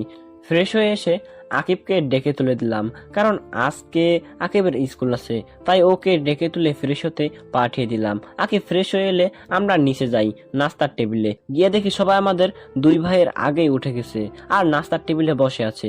কিছুক্ষণ পর মা এসে নাস্তা দিয়ে গেল। আমরা নাস্তা করতে শুরু করলাম। তখন বাবা জানতে চাইলেন যে কবে আমি গ্রামের বাড়ি যাব। আমাদের সেখানে যাওয়ার কথা শুনেই আকিবও বায়না ধরলো যে আমাদের সাথে যাবে, কিন্তু বাবা দিতে রাজি না। এক পর্যায়ে আকিব কান্না করা শুরু করে দিল, তাও বাবা তাকে যেতে দিতে রাজি না, কারণ আকিবের স্কুল খোলা প্লাস প্রাইভেট এইসবের বাহানা দিচ্ছে বাবা। তখন আকিব বলে, প্রাইভেট নিয়ে তো কোনো সমস্যা নাই, অধরা আপুকে সাথে নিয়ে গেলেই তো হয়। প্রাইভেট ঠিক আছে, কিন্তু স্কুল যে বন্ধ হবে তা কি হবে? তখন আকিব আমাকে ইশারায় বলে বাবাকে রাজি করাতে। তখন আমি বললাম, বাবা থাক না, কিছুদিন স্কুল বন্ধ হলে কিছু হবে না। কিন্তু ভাব, সামনে তো ওর জিএসসি পরীক্ষা। ওইটা কোনো ম্যাটার না, এই কয়দিন বন্ধ করলে কিচ্ছু হবে না, আর প্রাইভেট তো পড়বেই। কিন্তু দেখো বাবা, আর কোনো কিন্তু না, তাহলে কিন্তু আমিও গ্রামে বাড়ি যাব না। এমনিতেই অনেক ক্লান্ত, কালকে মাত্র আসলাম, আর তুমি আজকেই আবার গ্রামে যেতে বলতেছো। আচ্ছা যা ভালো হয় তাই করো। এই তো আমার ভালো বাবা, তাহলে আজকে বিকেলেই গ্রামে যাব আকিব স্কুল থেকে আসলে। তখন ওই আন্টি, আমি কি আসতে পারি? কথাটা শুনে সবাই দরজার দিকে তাকালাম। তাকিয়ে দেখি ও অধরা এসেছে। তাকে দেখে মা এগিয়ে গেল, গিয়ে জিজ্ঞাসা করলো, কি রে মা, কেমন আছিস? আমাদের তো মনে হয় ভুলে গেছিস। না আন্টি, তোমাদের ভুলি কি করে? এই আন্টি কি রে মা বলবি? আজ বাদে কাল আমার ঘরের বউ হয়ে আসবি, এখনো আন্টুই বলে ডাকিস? আর এতদিন তোর কোনো দেখা নেই যে। তা মা, এখন শরীর কেমন আছে? জি, এখন আগে থেকে ভালো আছি। তা আকিব কি স্কুলে যাবে না নাকি? হ্যাঁ যাবো তো। আকিব যা, গিয়ে রেডি হয়ে নে তাড়াতাড়ি, আর তুই আয়, এসে নাস্তা করে নে। না আন্টি, মানে মা এখন কিছু খাবো না। তা বললে তো হবে না, এখন তোকে তো না খাইয়ে দিব না। আয় আকিব, রেডি হয়ে আস্তে আস্তে খেয়ে নে। আকিবকে বলল। তারপর অতরা এসে খাবার টেবিলে বসে পড়লো। সবার সাথে কুশল বিনিময় করে নিল, প্লাস আবির আর অর্ণের সাথে পরিচিত হয়ে নিল। ততক্ষণে আমি আমার রুমে এসে রেডি হয়ে নিলাম। নিচে গিয়ে বললাম, আকিবকে বইলো স্কুল থেকে এসে রেডি হয়ে থাকতে, আমরা সন্ধ্যায় রওনা দিব। মাকে বললাম, আবির চল একটু বের হব। আচ্ছা, আর শুন, তোদের সাথে অধরাও যাবে। ও না থাকলে আকিব পড়বে কিভাবে? তুমিও বাবার মতো শুরু করে দিয়েছো। সেখানে আমরা ঘুরতে যাচ্ছি, সেখানে গিয়ে কি পড়ালেখা করবে ও যেখানে আমরা ঘুরবো? আর ওনার আমাদের সাথে যেতে হবে কেন? আমি কিছু জানি না, তোর বাবা বলে গিয়েছে। দূর, ভাল লাগে না। ওই আবির, দাঁড়িয়ে আছিস কেন? চল। তারপর আমি আর আবির বেরিয়ে পড়লাম। আসলে এখানে অরিনের পরার মতো কোনো সালোয়ার বা শাড়ি নেই, তাই আবিরকে নিয়ে গেলাম। প্রথমে ব্যাংকে গেলাম টাকাগুলো ভাঙিয়ে নিতে, পরে আবিরকে নিয়ে মলে গিয়ে কিছু কেনাকাটা করে নিলাম, আর চাচাতো ভাই বোনদের জন্য কিছু উপহার কিনে নিলাম, আর ছোটগুলোর জন্য খেলনা আর কিছু চকলেট কিনলাম। ফুফাতো ভাই বোনের জন্যও সেম জিনিসই কিনলাম। তারপর দুপুরে আমরা দুজনেই লাঞ্চ করে নিলাম বাইরে। বাসায় আসতে আসতে বিকেল হয়ে গেল। আসলে রাস্তায় যে পরিমাণে জ্যাম তা বলে বোঝানো যাবে না। যেখানে যেতে 30 মিনিট সময় লাগার কথা, সেখানে যেতে সময় লাগে 1.5 ঘন্টা। বাসায় এসে ফ্রেশ হয়ে একটু রেস্ট নিয়ে নিলাম। কখন যে চোখ লেগে গেছে বুঝতে পারিনি। হঠাৎ মনে হলো কেউ যেন আমাকে ডাকছে, তাই চোখ খুলে তাকালাম। তাকিয়ে দেখি অধরা আমাকে ডাকছে। তখন আমি বললাম, কি হলো, আপনি আমার রুমে কেন? কেউ দেখলে কি বলবে, আর আমাকে ডাকছেনই বা কেন? তখন ওই অধরা বলল, আসলে মা বলেছে আপনাকে ডাকতে, প্রায় সন্ধ্যা হয়ে গেছে তো, আর আপনি তো বলেছিলেন যে সন্ধ্যায় রওনা দিবেন। আমি বললাম, আচ্ছা ঠিক আছে, আপনি যান এখন, না হলে লোকে আপনাকে খারাপ মনে করবে। তারপর অধরা আর কিছু না বলে চলে গেল। আমি আকিবকে ডাক দিলাম। কিছুক্ষণ পর আকিব চলে এলে আমি তাকে বললাম যে সবাইকে বলতে রেডি হয়ে নিতে, আর আমার লাকেজটা গুছিয়ে দিতে। আকিব বলল, আমার লাকেজ নাকি গুছানো? আকিবকে জিজ্ঞাসা করে জানতে পারলাম অধরা নাকি আমার লাকেজ গুছিয়ে দিয়েছে। আমি আর কিছু বললাম না এই বিষয়ে। পরে আকিবকে বললাম লাকেজটা নিয়ে গাড়িতে রেখে দিয়ে রেডি হয়ে নিতে। বলার সাথে সাথে আকিব লাকেজ নিয়ে চলে গেল। আমিও চলে গেলাম ফ্রেশ হয়ে নিতে। ফ্রেশ হয়ে রেডি হচ্ছিলাম, এমন সময় অধরা আমার রুমে চলে আসলো। আমি তখন রেডি হচ্ছিলাম, তাই খেয়াল করিনি। রুমে ঢুকেই দিল জোরে একটা চিৎকার। আমিও তার চিৎকার শুনে পিছনে তাকালাম। বুঝলাম না কি জন্য চিৎকার করলো, তাই চিৎকার শুনে সবাই চলে এসে ওকে জিজ্ঞাসা করা শুরু করলো যে কি জন্য এমন চিৎকার দিল। তখন অধরা বলল, আসলে আমি ওনাকে ডাকার জন্য ওনার রুমে এসেছিলাম। এসে দেখি উনি শুধু একটা 3/4 প্যান্ট পরেছিলেন, কোনো শার্টও পরেছিলেন না, তাই আমি চিৎকার দিয়ে ফেলেছি। অধরা নিচে নেমে চলে গেল, সাথে বাকিরাও চলে গেল, শুধু মা ছাড়া। সবাই যাওয়ার পর মা বলল, তোর পাগলি, এতে চিৎকার করার কি আছে? কিছুদিন পর তো তুই ওর বউ হবি, আর ওই এমনই এত বড় হয়ে গেছে, এখনো 3/4 পরে থাকে বাসায়। আচ্ছা তুই যা, গিয়ে নিচে বস। তোর কি কোনো কাণ্ডজ্ঞান নেই নাকি? আমি আবার কি করলাম? আমি তো রেডি হচ্ছিলাম, ওনাকে কে বললো এখানে আসতে? আমি তো বলেছিলাম ওই রেডি হয়ে নিতেছি। তুই কি এই 3/4 আর টি-শার্ট পরে যাবি নাকি? হ্যাঁ, কেন? কোন দিক দিয়ে এটা খারাপ? আচ্ছা এখন বেশি কথা না বলে রওনা দিতে হবে, না হলে পরে অনেক রাত হয়ে যাবে। তারপর রেডি হয়ে বের হলাম। গাড়িতে যাওয়ার সময় আমি ড্রাইভ করছিলাম, আর আমার পাশের সিটে আবির বসেছিল। দীর্ঘ 2 ঘন্টা জার্নির পর গ্রামে পৌঁছালাম। পৌঁছে গাড়ির হর্ন বাজানোর শব্দ শুনে সবাই বেরিয়ে এলো। তারপর সবাইকে নিয়ে ভিতরে গেল। আমি গিয়ে গাড়ি পার্ক করলাম, পরে ভেতরে গেলাম, গিয়ে সোফায় বসলাম। 10 মিনিট হয়ে গেল, কেউ এলো না, আর জিজ্ঞাসা করলো না কেমন আছি। সবাই অধরাকে নিয়ে ব্যস্ত। তখন ওই চিৎকার করে একটা বড় চাচাকে ডাক দিলাম, চাচা, ও চাচা। আমাকে মনে হয় ভুলেই গেছেন, এতদিন পর এলাম, কেউ একবারও জিজ্ঞাসা করলো না কেমন আছে, বা এত দূর আসতে কোনো সমস্যা হয়েছে কিনা। 15 মিনিট হয়ে গেল এখানে বসে আছি, কেউ এসে পানি পর্যন্ত দিল না। আমি আর এখানে থাকবো না, এখনই আমি চলে যাব। আরে রাখ তো ওদের কথা, ওরা একটু এমনই। আসলেই তো তুই অনেক বছর পর এসেছিস, এটা তারা ঠিক করেনি। তুই বস, আমি কাউকে পাঠিয়ে দিচ্ছি। কাউকে পাঠাবা মানে? তার মানে আসলে সবাই আমাকে ভুলে গেছে। দূর, আমি এখানে থাকবোই না বলে বাইরে চলে এলাম। চলে তো এলাম, কিন্তু এখন যাব কোথায়? দূর, আসলে আমি অল্পতেই রেগে যাই। তখন ওই ছোট ফুপির কথা মনে পড়ে গেল, তাই গাড়ি নিয়ে রওনা দিলাম ফুপির বাসার উদ্দেশ্যে। 30 মিনিট পর পৌঁছে গেলাম ফুপির বাসায়। আমাকে দেখে ফুপি অবাক হয়ে গেল, বলল, কি রে তুই এত রাতে, তাও আবার কিছু না জানিয়ে? কেন আসতে পারি না নাকি? না করা হলে করে দাও, আমি এখনই চলে যাচ্ছি। আয় ভেতরে আয়। তা কেমন আছিস? ভালো আছি, আপনি কেমন আছেন? আমিও ভালো আছি। তা তোকে দেখে মনে হচ্ছে খুব রেগে আছিস, কি হয়েছে রে? আর বলিও না, আজ তোমার বাপের বাড়ি গেছিলাম, গিয়ে দেখলাম সেখানে আমার কোনো সম্মানই নয়, তাই রাগারাগি করে এখানে চলে এসে পড়েছি। ও এই কথা, যা গিয়ে ফ্রেশ হয়ে নে, খেয়ে নিবি। আচ্ছা, আর একটা কথা, তুমি কিন্তু বলবে না যে আমি এখানে আছি। আর ফুপা কখন আসবে? আচ্ছা বাবা, বলবো না কাউকে। তোর ফুপা এখনই এসে পড়বে, তুই যা তো ফ্রেশ হয়ে নে। আমি গিয়ে ফ্রেশ হয়ে নিলাম। ফ্রেশ হয়ে এসে দেখি ফুপাও এসে গেছে। তারপর ফুপার সাথে কুশল বিনিময় করে নিলাম। পরে সবার সাথে ডিনার করে নিলাম। খাওয়া শেষে ফুপিকে জিজ্ঞাসা করলাম আমার বোনগুলো কই। ফুপি বললেন তারা নাকি অনেক আগেই ঘুমিয়ে পড়েছে পাশের রুমে। আমাকেও বলল ওদের সাথে ঘুমিয়ে পড়তে। আমিও গিয়ে ঘুমিয়ে পড়লাম। সকালে ফোনের চিল্লাচিল্লিতে ঘুম ভেঙে গেল। ঘুম ঘুম চোখে ফোনের স্ক্রিনে তাকিয়ে দেখি বড় চাচা কল দিয়েছে। আমিও কল ধরিনি। কিছুক্ষণ পর কল কেটে গেল। কেটে যাওয়ার পর ফোন সাইলেন্ট করে আবার ঘুমিয়ে গেলাম। কতক্ষণ পরে কারো ডাকে ঘুম ভেঙে গেল। তাকিয়ে দেখি মুনা, ফুফাতো বোন, আমাকে ডাকতেছে। ঘুম থেকে উঠে ফ্রেশ হয়ে নিলাম। পরে ফুফি ডাক দিলেন ব্রেকফাস্ট করার জন্য। আমিও গিয়ে ব্রেকফাস্ট করে নিলাম। পরে ফোন হাতে নিয়ে দেখি 100+ মিসড কল। চেক করে দেখলাম বাবা, চাচা, চাচি, মা, আপু সবাই কল করেছে। আর একটা নাম্বার দেখে খুবই অবাক হলাম, কারণ আমি আমেরিকা যাওয়ার পর যে মেয়েটা কল দিয়েছিল আজকেও সেই কল দিয়েছে, এমনকি রাতেও কল দিয়েছে। তখন ফুফিকে ডাক দিলাম। ফুফি এসে জিজ্ঞাসা করলো কি হয়েছে। আমি বললাম আচ্ছা দেখো তো এই নাম্বারটা চিনো কিনা, নাম্বারটা দেখিয়ে। ফুফি বলল এটা নাকি অধরার নাম্বার। তাই তো বলি সেদিন কল না ধরায় কান্নাই বা করবে কেন একজন অপরিচিত মেয়ে।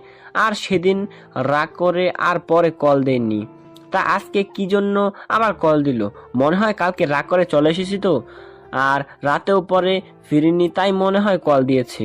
এসব ভাবতে ভাবতে মা কল দিল, রিসিভ করলাম। আর মা বলা শুরু করলো কি কি বললো আপনাদের বলুম না, পরে আপনারাও জেনে যাবেন। এটা শুধু আমার আর আমার মায়ের মধ্যকার কথা। আমি কোথায় আছি তা বলুম না, আর যদি যেতে হয় বিয়ের 2 দিন আগে যাবো, এর আগে বললেও যাবো না। ভালোই ভালোই বলছি, আয় তাড়াতাড়ি। তোর চাচা সকালে যখন বলেছে যে তুই নাকি রাতে রাগ করে বের হয়েছিলি আর ফিরিসনি, সকালেও নাকি কল ধরিসনি, তখনই আমি আর তোর বাবা ছুটে চলে আসি। কবি বলেছেন যেখানে তোমার সম্মান নেই সেখানে তুমি যেও না, তাই আজকে আমি ফিরছি না।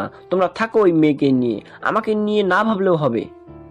দেখ, মিজাজটা খারাপ বানিস না। এমনিতেই মেয়েটা কাল রাত থেকে কান্না করেই যাচ্ছে, আর তোর চাচা চাচিদেরও বকা দিচ্ছে। কেন তোকে নিয়ে তারা এত মাতামাতি করলো, যার ফলে তুই রাগ করে চলে গেলি? তা বলেও লাভ হবে না। আর উনি এখন কান্না করছেন কেন? সেদিন থাপ্পড় মারার সময় মনে ছিল না? আবার আমার ফ্রেন্ড আর তার বউর সামনে অপমান করার সময় মনে ছিল না? এইসব আবার কবে হলো? আর যা হয়েছে ভুলে যা। বাবা, ফিরে আয় তুই। বলছি না আমি গেলেও কিছুদিন পর যামু, আর তুমি আমার মা হয়ে আমার বিরুদ্ধে কথা বলতেছো? ঠিক আছে, আমি ফিরবো আজকেই। এবার খুশি তো? বলে কল কেটে দিলাম। পরে ফুপিকে ডাক দিলাম। ফুপি, এই ফুপি। কি হয়েছে, এভাবে কান্না করছিস কেন? আমাকে কেউ ভালোবাসে না। কেন আবার, কি হলো? এখন মা কল দিয়ে আমাকে বকা দিল। এটা কিন্তু ঠিক হয়নি। আমি ভাবিকে বলবো তোকে যেন আর বকা না দেয়। আর শোন, আমি রান্না করেছি আজকে তোর সব পছন্দের খাবার। যা গিয়ে গোসল সেরে আয়। কয়টা বাজে যে এখনই গোসল দিব? 12:30 বাজে। যা গোসল করে আয়, কিছুক্ষণ পর তোর ফুপাও চলে আসবে। আজকে এত তাড়াতাড়ি ফুপা চলে আসবে? আসলে সকালে ভাবি কল দিয়ে বলেছে আজকেই যেতে, সবাই নাকি আজকেই আসবে। ও তাহলে এই ব্যাপার। তারপর আমি গিয়ে গোসল সেরে নিলাম। পরে নামাজ আদায় করলাম। ফুপা আসার পরই সবাই একসাথে দুপুরে খাবার খেলাম। খেয়ে কিছুক্ষণ রেস্ট নিলাম। এরই মধ্যে সবাই রেডি হয়ে নিল। পরে সবাই মিলে রওনা দিলাম। 1 ঘন্টা পর বাসায় পৌঁছালাম। আসলে ভাই কি বলবো, রাস্তায় যে পরিমাণে জ্যাম, তার উপরে আবার রং সাইড দিয়ে লোকেরা গাড়ি ঘুরিয়ে ঢুকিয়ে দেয়, যার ফলে জ্যামের সৃষ্টি হয়। আর ট্রাফিক পুলিশও নিজেদের কাজ ঠিক মতো করে না, শুধু দেখে কিভাবে টাকা খাওয়া যায়। আর এই জ্যামের কারণে 30 মিনিটের জায়গায় 1 ঘন্টা লাগলো। বাসায় এসে দেখি সবাই মিলে ডাইনিং রুমে বসে গোল মিটিং করতেছে। ভিতরে ঢুকে তাদের কাছে গেলাম। তাদের রিয়াকশন দেখে মনে হইতাছে এখানে কেউ নাই। তখন বললাম, দূর, কেউ কি কথা বলবা না নাকি? সবাই চুপ, কেউ কিছু বলল না। দূর, এভাবে কল করে ডেকে এনে এখন কেউ কিছু বলছে না। থাকো তোমরা, আমি ফিরে গেলাম আবার। এইবার আর আসমই না, গিয়ে আমেরিকা চলে যাব। আবির, তোরা কি থাকবি নাকি আমার সাথে যাবি? সরি রে, আমরা এখানে থাকছি, তুই চাইলে যেতে পারিস। তুই বন্ধু নামে কলঙ্ক, থাক তুই, আমি গেলাম বলে চলে আসতে নিলাম। তখন ওই ঝড়ের গতিতে কে জানি এসে আমাকে জড়িয়ে ধরলো। আমিও ধাক্কা সামলাতে না পেরে মাটিতে পড়ে গেলাম। আর যে জড়িয়ে ধরেছিল সে আমার উপরে পড়েছে। চোখ খুলে তাকিয়ে দেখি যে আমি যাকে জড়িয়ে ধরেছি সে আর কেউ নয়, অধরা। এদিকে তো লজ্জায় আমার মাথা কাটা যাচ্ছে। সবাই বলে ছেলেদের লজ্জা থাকতে নেই।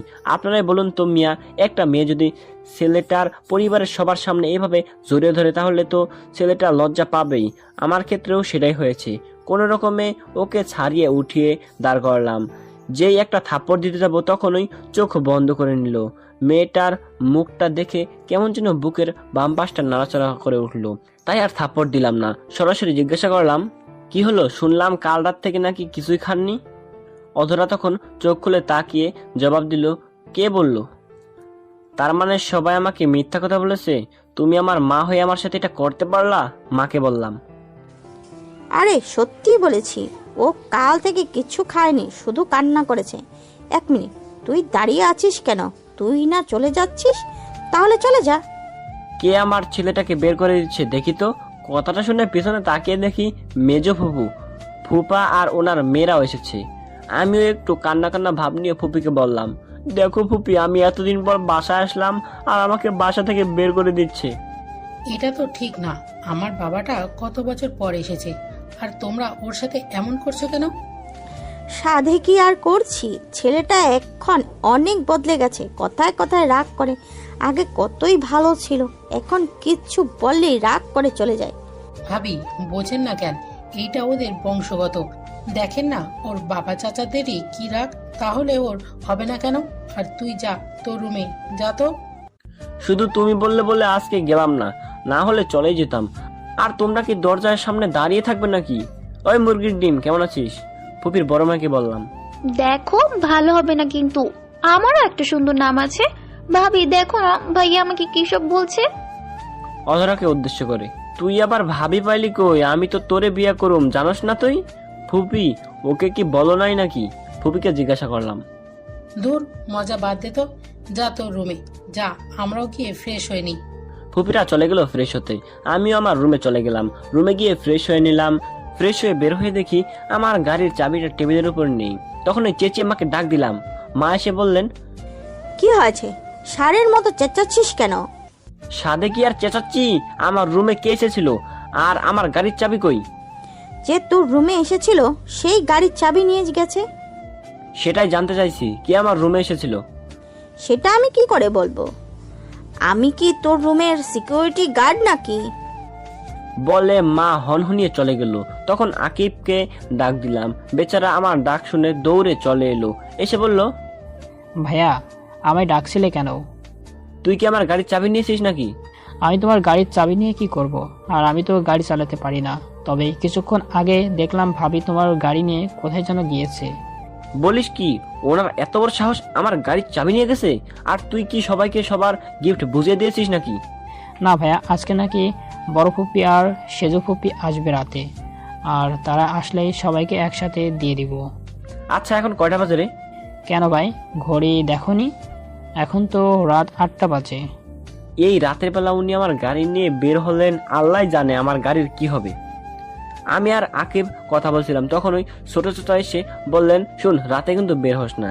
আমি বললাম, কেন চাচা, রাতে বের হলে কি হবে? আর বলিস না, এলাকার পোলাপান সব নষ্ট হয়ে গেছে। যাকে পায় তার কাছ থেকে সব রেখে দেয়। আর মেয়েদের তো বের হওয়ার আরো বেশি বিপজ্জনক। এসব কি বলতেছো তুমি? হ্যাঁ রে, কিন্তু তুই এত ভয় পাচ্ছিস কেন? আচ্ছা, অধরা কি ফিরছে নাকি? অধরা আবার কোথায় বের হলো? আকিব বলল, উনি নাকি কিছুক্ষণ আগে আমার গাড়ি নিয়ে বের হয়েছেন। মা, মা চেঁচিয়ে মাকে ডাক দিলাম। আবার ষাঁড়ের মতো চেঁচাচ্ছিস কেন? অধরা নাকি বের হয়েছে। তোমরা কি জানো না এলাকার পরিস্থিতি যে খারাপ? অধরা আবার কখন বের হলো? আমরা তো কেউ দেখিনি, আর গেলই বা কিভাবে? আকিব বলল, উনি নাকি আমার গাড়ি নিয়ে বের হয়েছেন। মার সাথে যখনই কথা বলছিলাম তখনই মোবাইলে একটা মেসেজ এলো। মেসেজটা দেখে তাড়াতাড়ি করে বেরিয়ে গেলাম। পিছন থেকে সবাই বারবার জিজ্ঞাসা করছিল, কাউকে কিছু না বলেই মানিব্যাগ নিয়ে বেরিয়ে গেলাম। বাইরে বের হয়ে ড্রাইভারের কাছে থেকে চাবি নিয়ে থানার উদ্দেশ্যে রওনা দিলাম, সাথে আবিরকেও নিয়ে নিলাম। কিছুক্ষণ পর থানায় পৌঁছে গেলাম। গিয়ে দেখি অধরা অফিসারের সামনে বসে আছে। আমরা যাওয়ার পর আমাদের দেখে অফিসার বসা থেকে দাঁড়িয়ে গেলেন। মূলত আমাকে দেখে না, আবিরকে দেখে দাঁড়িয়ে গেল। কারণ আবিরকে সবাই টিভিতে দেখেছে, তাই সবাই চিনে, আমাকে কেউ চিনে না। আমিও সেটাই চাই। আমি চাই সবাই আমাকে সাধারণ মানুষ হিসেবে চিনুক। তখন ওই অফিসার আবিরকে দেখে বলল, আসসালামু আলাইকুম স্যার, আপনি এখানে, তাও আবার আমার থানায়? কোনো প্রবলেম হয়েছে নাকি? আর স্যার দাঁড়িয়ে আছেন কেন? বসেন প্লিজ, এই স্যারের জন্য চা নিয়ে আসো। একটা হাবেলদারকে বলল। ওয়ালাইকুম আসসালাম। আসলে আপনি আমার বন্ধুর ওয়াইফকে ধরে নিয়ে এসেছেন, তাই আমি আসতে, আর এখন চা খাওয়ার জন্য আসিনি। অন্য আরেকদিন আসবো চা খাওয়ার জন্য। এখন যদি ওনাকে ছেড়ে দেন তাহলে ভালো হয়। আসলে স্যার এইটা একটা অ্যাক্সিডেন্টের কেস, আর উনি যার গাড়িতে ধাক্কা দিয়েছে সে এই এলাকার এমপির মেয়ে, তাই স্যার সারা যাবে না। আর ওনাকে নিয়ে আসার পরেই উনি আপনার বন্ধুদের পরিবারের কথা বলেছে, তাই তো আপনার বন্ধুকে আমি ট্যাগ করে আসতে বলি। কিন্তু যিনি কেস করেছে তিনি যদি না তুলে নেন তাহলে আমার কিছু করার নেই। আচ্ছা, ওনাকে কল করে আসতে বলুন, আমরা ওনার সাথে কথা বলে অনুরোধ করব কেসটা তুলে নিতে। আবির আর অফিসার কথা বলছিলেন, তখন ওই থানার টেলিফোনে একটা কল এলো। জি স্যার বলে অফিসার কল কেটে দিলেন। তখন ওই অফিসার আমাদের বললেন, স্যার আপনারা ওনাকে নিয়ে যেতে পারেন। তখন আমরা ওদেরকে নিয়ে বের হয়ে এলাম। বের হয়ে আবিরকে বললাম একটা গাড়ি নিয়ে যেতে। আবির গাড়ি নিয়ে চলে গেল। তখন অধরা আমাকে বলল, শোনার সাথে সাথেই একটা চর বসিয়ে দিলাম। মনে হয় বেশি জোরেই লেগে গেল চরটা, ঠোঁট কেটে গেছে, সাথে কান্নাও করছে, গালে হাত দিয়ে দাঁড়িয়ে। তাদেরকে আমি বললাম, চুপ, একদম কান্না করবেন না। কার কাছে জিজ্ঞাসা করে এই রাতের বেলা বের হয়েছেন, তাও চুপ ইশারে আমার গাড়ির চাবি নিয়ে বের হয়েছেন? আমাকে বলা যেত না নাকি? নাকি আমি মানা করতাম? তবুও কান্না করতেছি, কোনো কথা বলছে না। তখন আরেকটা ধমক দিয়ে বললাম, কান্না বন্ধ করে গাড়িতে উঠে বসতে। লক্ষ্মী মেয়ের মতো চুপচাপ গিয়ে বসে পড়লো। তখন অধরা বলল যে গাড়ির চাবি নাকি অফিসারের কাছে। তারপর আমি গিয়ে গাড়ির চাবি নিয়ে এসে গাড়ি স্টার্ট করি, পরে বাসার উদ্দেশ্যে রওনা দিই। কিছুক্ষণ পর বাসায় পৌঁছে গেলাম। সারা রাস্তা অধরা আর একটা কথা বলেনি। বাসায় এসে ওনাকে নামিয়ে দিয়ে গিয়ে গাড়ি গ্যারেজে রেখে বাসার ভিতরে প্রবেশ করলাম। ঢুকে দেখি সবাই ডাইনিং রুমে বসে আছে। আমি সিঁড়ি বেয়ে আমার রুমে চলে গেলাম। কেউ কিছু জিজ্ঞাসা করেনি, কারণ রাগের জন্য আমার চেহারা পুরো লাল হয়েছিল। আর বাড়ির সবাই জানে যে আমার রাগ উঠলে আমি কাউকে মানি না, তাই কেউ কিছু জিজ্ঞাসা করেনি। রুমে এসে শাওয়ার নিলাম মাথা ঠান্ডা করার জন্য। প্রায় 1 ঘন্টা শাওয়ার নেওয়ার পর বের হলাম। বের হয়ে 3/4 প্যান্ট আর শার্ট পরে নিলাম। পরে নিচে গেলাম ডিনার করার জন্য। পরে ডিনার করে রুমে গিয়ে শুয়ে পড়লাম। ক্লান্ত থাকায় শুয়ে পড়ার সাথে সাথেই ঘুমের অতলে তলিয়ে যাই। সকালে বুকের উপর ভারী বস্তুর ওজন অনুভব করি, সাথে শার্টেও ভেজা ভেজা লাগছে। তড়িঘড়ি করে ঘুম থেকে উঠে যাই, কারণ যদি কোনো ভূত হয়ে যায় তাহলে তো আমি শেষ। ঘুম থেকে উঠে দেখি অধরা আমার বুকের উপরে ঘুমিয়ে আছে, আর দেখে মনে হচ্ছে কান্না করতে করতে ঘুমিয়ে গেছে। আমি অধরার মাথাটা আমার বুক থেকে নামিয়ে বালিশে রেখে ফ্রেশ হতে চলে গেলাম। ফ্রেশ হয়ে শার্ট বদলে নিলাম। শার্ট দেখে মনে হচ্ছে চোখে যা পানি ছিল সবটাই আমার শার্টের উপরে ফেলেছে। তারপর নিচে গেলাম নাস্তা করতে। সবাই আমার দিকে তাকিয়ে শুধু হাসছে, তাই আমি জিজ্ঞাসা করলাম, তোমরা এভাবে হাসছো কেন? এমনি। তা তুই তো দেখছি বিয়ের আগেই বইয়ের সাথে কথা শুরু করে দিয়েছিস, আর কত কি যে দেখতে হবে। 1 মিনিট, তোমরা জানলে কেমন করে? আর আমি তো বলিনি যে অধরা রাতে আমার সাথে ঘুমিয়েছে। আসলে ভাইয়া হয়েছে কি, কালকে তুই নাকি ভাবিকে অনেক বকাঝকা করেছিস, আবার ভাবির উপর নাকি রেগেও ছিলিস। তাই খালামণিরা মিলে ভাবিকে তোর রুমে পাঠিয়েছিল তোর রাগ ভাঙাতে, কিন্তু সেখানে গিয়ে ভাবি ঘুমিয়ে গেল, তাই খালামণিরাও এটাই জিজ্ঞেস করলো। ও এই ব্যাপার। কিন্তু ফুপি তুমি তো জানোই না। কি জানি? ওই ডিম, তুই ভিতরে যা তো, আর ভিতরে গিয়ে দেখ বড় ফুপি আর সেজো ফুপি এখনো আসছে না কেন। তুই ওর কথা বাদ দে তো, বল কি হয়েছে। এদিকে আসো, কানে মুখে বলছি। তখন ফুপিকে ডব দিলাম, বললাম কাল রাতে বাসর হয়ে গেছে, এখন আর ওনাকে বিয়ে করে কি করব। ছি ছি, তোরা এসব করতে লজ্জা করলো না, তাও বিয়ের আগে? আমার রুমে পাঠানোর সময় এটা কি মনে ছিল না? আর তেমন কিছুই হয়নি। আমি ঘুম থেকে উঠে দেখি উনি আমার বুকের উপরে শুয়ে আছে, তাই আমিও তোমাদের একটু বানিয়ে বানিয়ে বললাম। কি বললি? কোথায় শুয়েছিলি? এই রে, কি বলতে গিয়ে কি বলে ফেললাম। কি হলো, বলছিস না কেন? কই কি বললাম, মা ও মা খাবার দিবা নাকি? তখন ওই বাবা বললেন, শোন, তোর জন্য আমাদের এইখানে আগে আসতে হয়েছে, তাই তোদের বিয়ের কেনাকাটা শপিং করতে পারিনি। তাই এখন খেয়ে তারপর অধরা আর তোর ভাইদের নিয়ে ঢাকায় গিয়ে শপিং করে আয়, সাথে আবিরদেরও নিয়ে যাস। আর আসার সময় অধরা মামা মামিকেও নিয়ে আসবি। আচ্ছা। পরে মা খাবার এনে দিল, আমিও খেয়ে নিলাম। তখন ওই আকিব এসে জানতে চাইলো যে তার ম্যাডাম কোথায়, মানে অধরা। আমি বলে দিলাম কোথায় আছে। তারপর আকিব চলে গেল। আমি সবাইকে ডেকে বললাম রেডি হয়ে নিতে। তারপর খেয়ে নিলাম। খাওয়া শেষ করে রুমে চলে গেলাম। গিয়ে দেখি অধরাও এখনো ঘুমিয়ে আছে, তাই তাকে আর জাগালাম না। আমি গিয়ে রেডি হয়ে নিলাম। নিচে গিয়ে মাকে গিয়ে বললাম যে অধরা এখানে ঘুমাচ্ছে, তাই আমরাই যাচ্ছি। আর ও মনে হয় অনেক ক্লান্ত, তাই আর ওকে ডাক দিও, উঠলে খাবার দিয়ে দিও। আমরা গেলাম। তারপর আমরা বের হয়ে গেলাম। কিছুক্ষণ পরে আমরা বসুন্ধরা শপিং মলে চলে গেলাম। তারপর সবাই যার যার মতো শপিং করতে চলে গেল। আমি, আবির আর অরিন একদিকে গেলাম শপিং করার জন্য। কিছুক্ষণ পর অধরার মামা মামিও চলে এলো। তারপর তারা বিয়ের শপিং করতে লাগলো। আমার জন্য একটা নীল পাঞ্জাবি নিলাম বিয়ের দিন পরার জন্য, আর অধরার জন্য একটা লেহেঙ্গা নিলাম নীল রঙের, সাথে ম্যাচিং করে নীল পাথর বসানো চুড়ি আর একটা নেকলেস নিলাম। বাকিগুলো স্বর্ণের নিলাম। তারপর সবাই মিলে রেস্টুরেন্টে গিয়ে দুপুরের খাবার খেয়ে নিলাম। তারপর সবাইকে দিয়ে কিনা জিনিসগুলো গাড়িতে উঠালাম আর তাদের বললাম গাড়িতে বসতে। পরে আমি আর আবির জুয়েলারি শপে এলাম। সেখানে থেকে অধরার জন্য একটা ডায়মন্ডের আংটি কিনলাম। বিয়ের দিন রাতে এটা তাকে পরিয়ে দেব। তারপর সেটা আমার পকেটে নিয়ে বিল পে করে চলে এলাম। তারপর বাসার উদ্দেশ্যে রওনা দিলাম। বাসায় পৌঁছাতে পৌঁছাতে সন্ধ্যা হয়ে গেল। বাসা আসার সময় আবার বাড়ির সব মেয়েদের জন্য ফুচকা নিয়ে এলাম, সাথে করে অধরার মামা মামিকেও নিয়ে এলাম। তারপর সবাই মিলে ফুচকা খেলো। যে যত তাড়াতাড়ি পারছে তত তাড়াতাড়ি খাচ্ছে।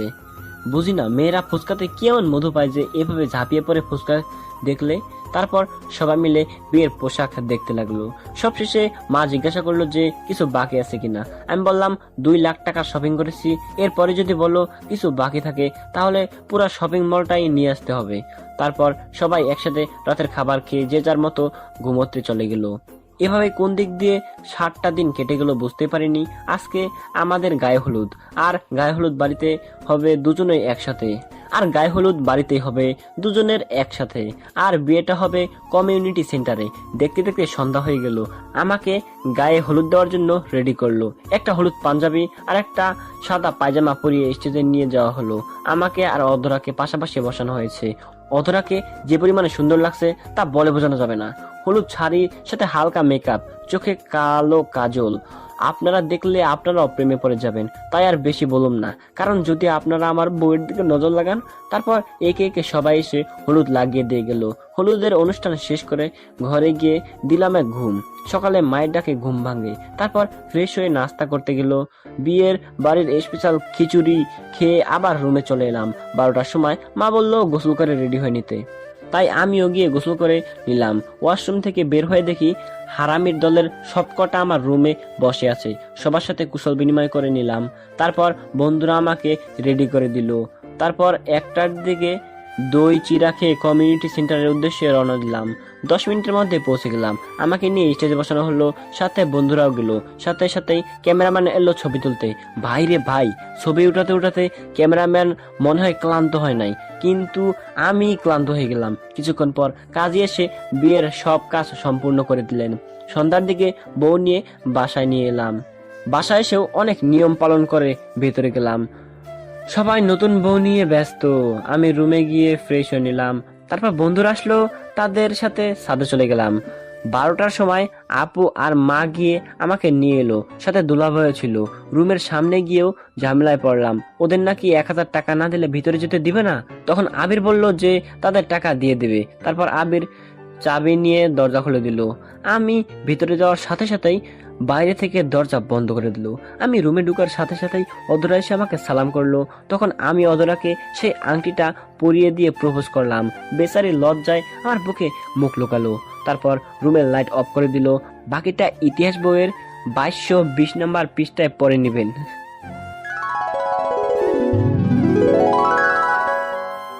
তো বন্ধুরা, আপনাদের কাছে গল্পটা কেমন লাগলো অবশ্যই নিচে কমেন্ট করে জানিয়ে দিতে ভুলবেন না।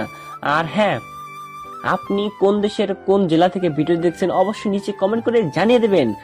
আর কে কে আছেন যে আমার গল্প রেগুলার দেখেন, বাট আমি তো রেগুলার ভিডিও আপলোড দিতে পারি না, কিন্তু আমার গল্প রেগুলার দেখেন, এই চ্যানেলেই রেগুলার ভিডিও দেখেন, অবশ্যই ভাই অবশ্যই নিচে কমেন্ট করে জানিয়ে দেবেন। তো এতে করে আমি অনেক খুশি হব, আমার বিষয়টা ভালো লাগবে। তো আমি আপনাদের ছোট ভাই ওই হিসাবে আপনাদেরকে বলতেছি, ভাই প্লিজ জানান কে কে আমার গল্প রেগুলার দেখেন, আমি তাদেরকে দেখতে চাই। তো আপনাদের সাথে দেখা হবে পরবর্তী ভিডিওতে খুব তাড়াতাড়ি। তো আশা করছি ভিডিওটা ভালো লাগছে। তো সবাই ভালো থাকবেন, সুস্থ থাকবেন, আল্লাহ হাফেজ।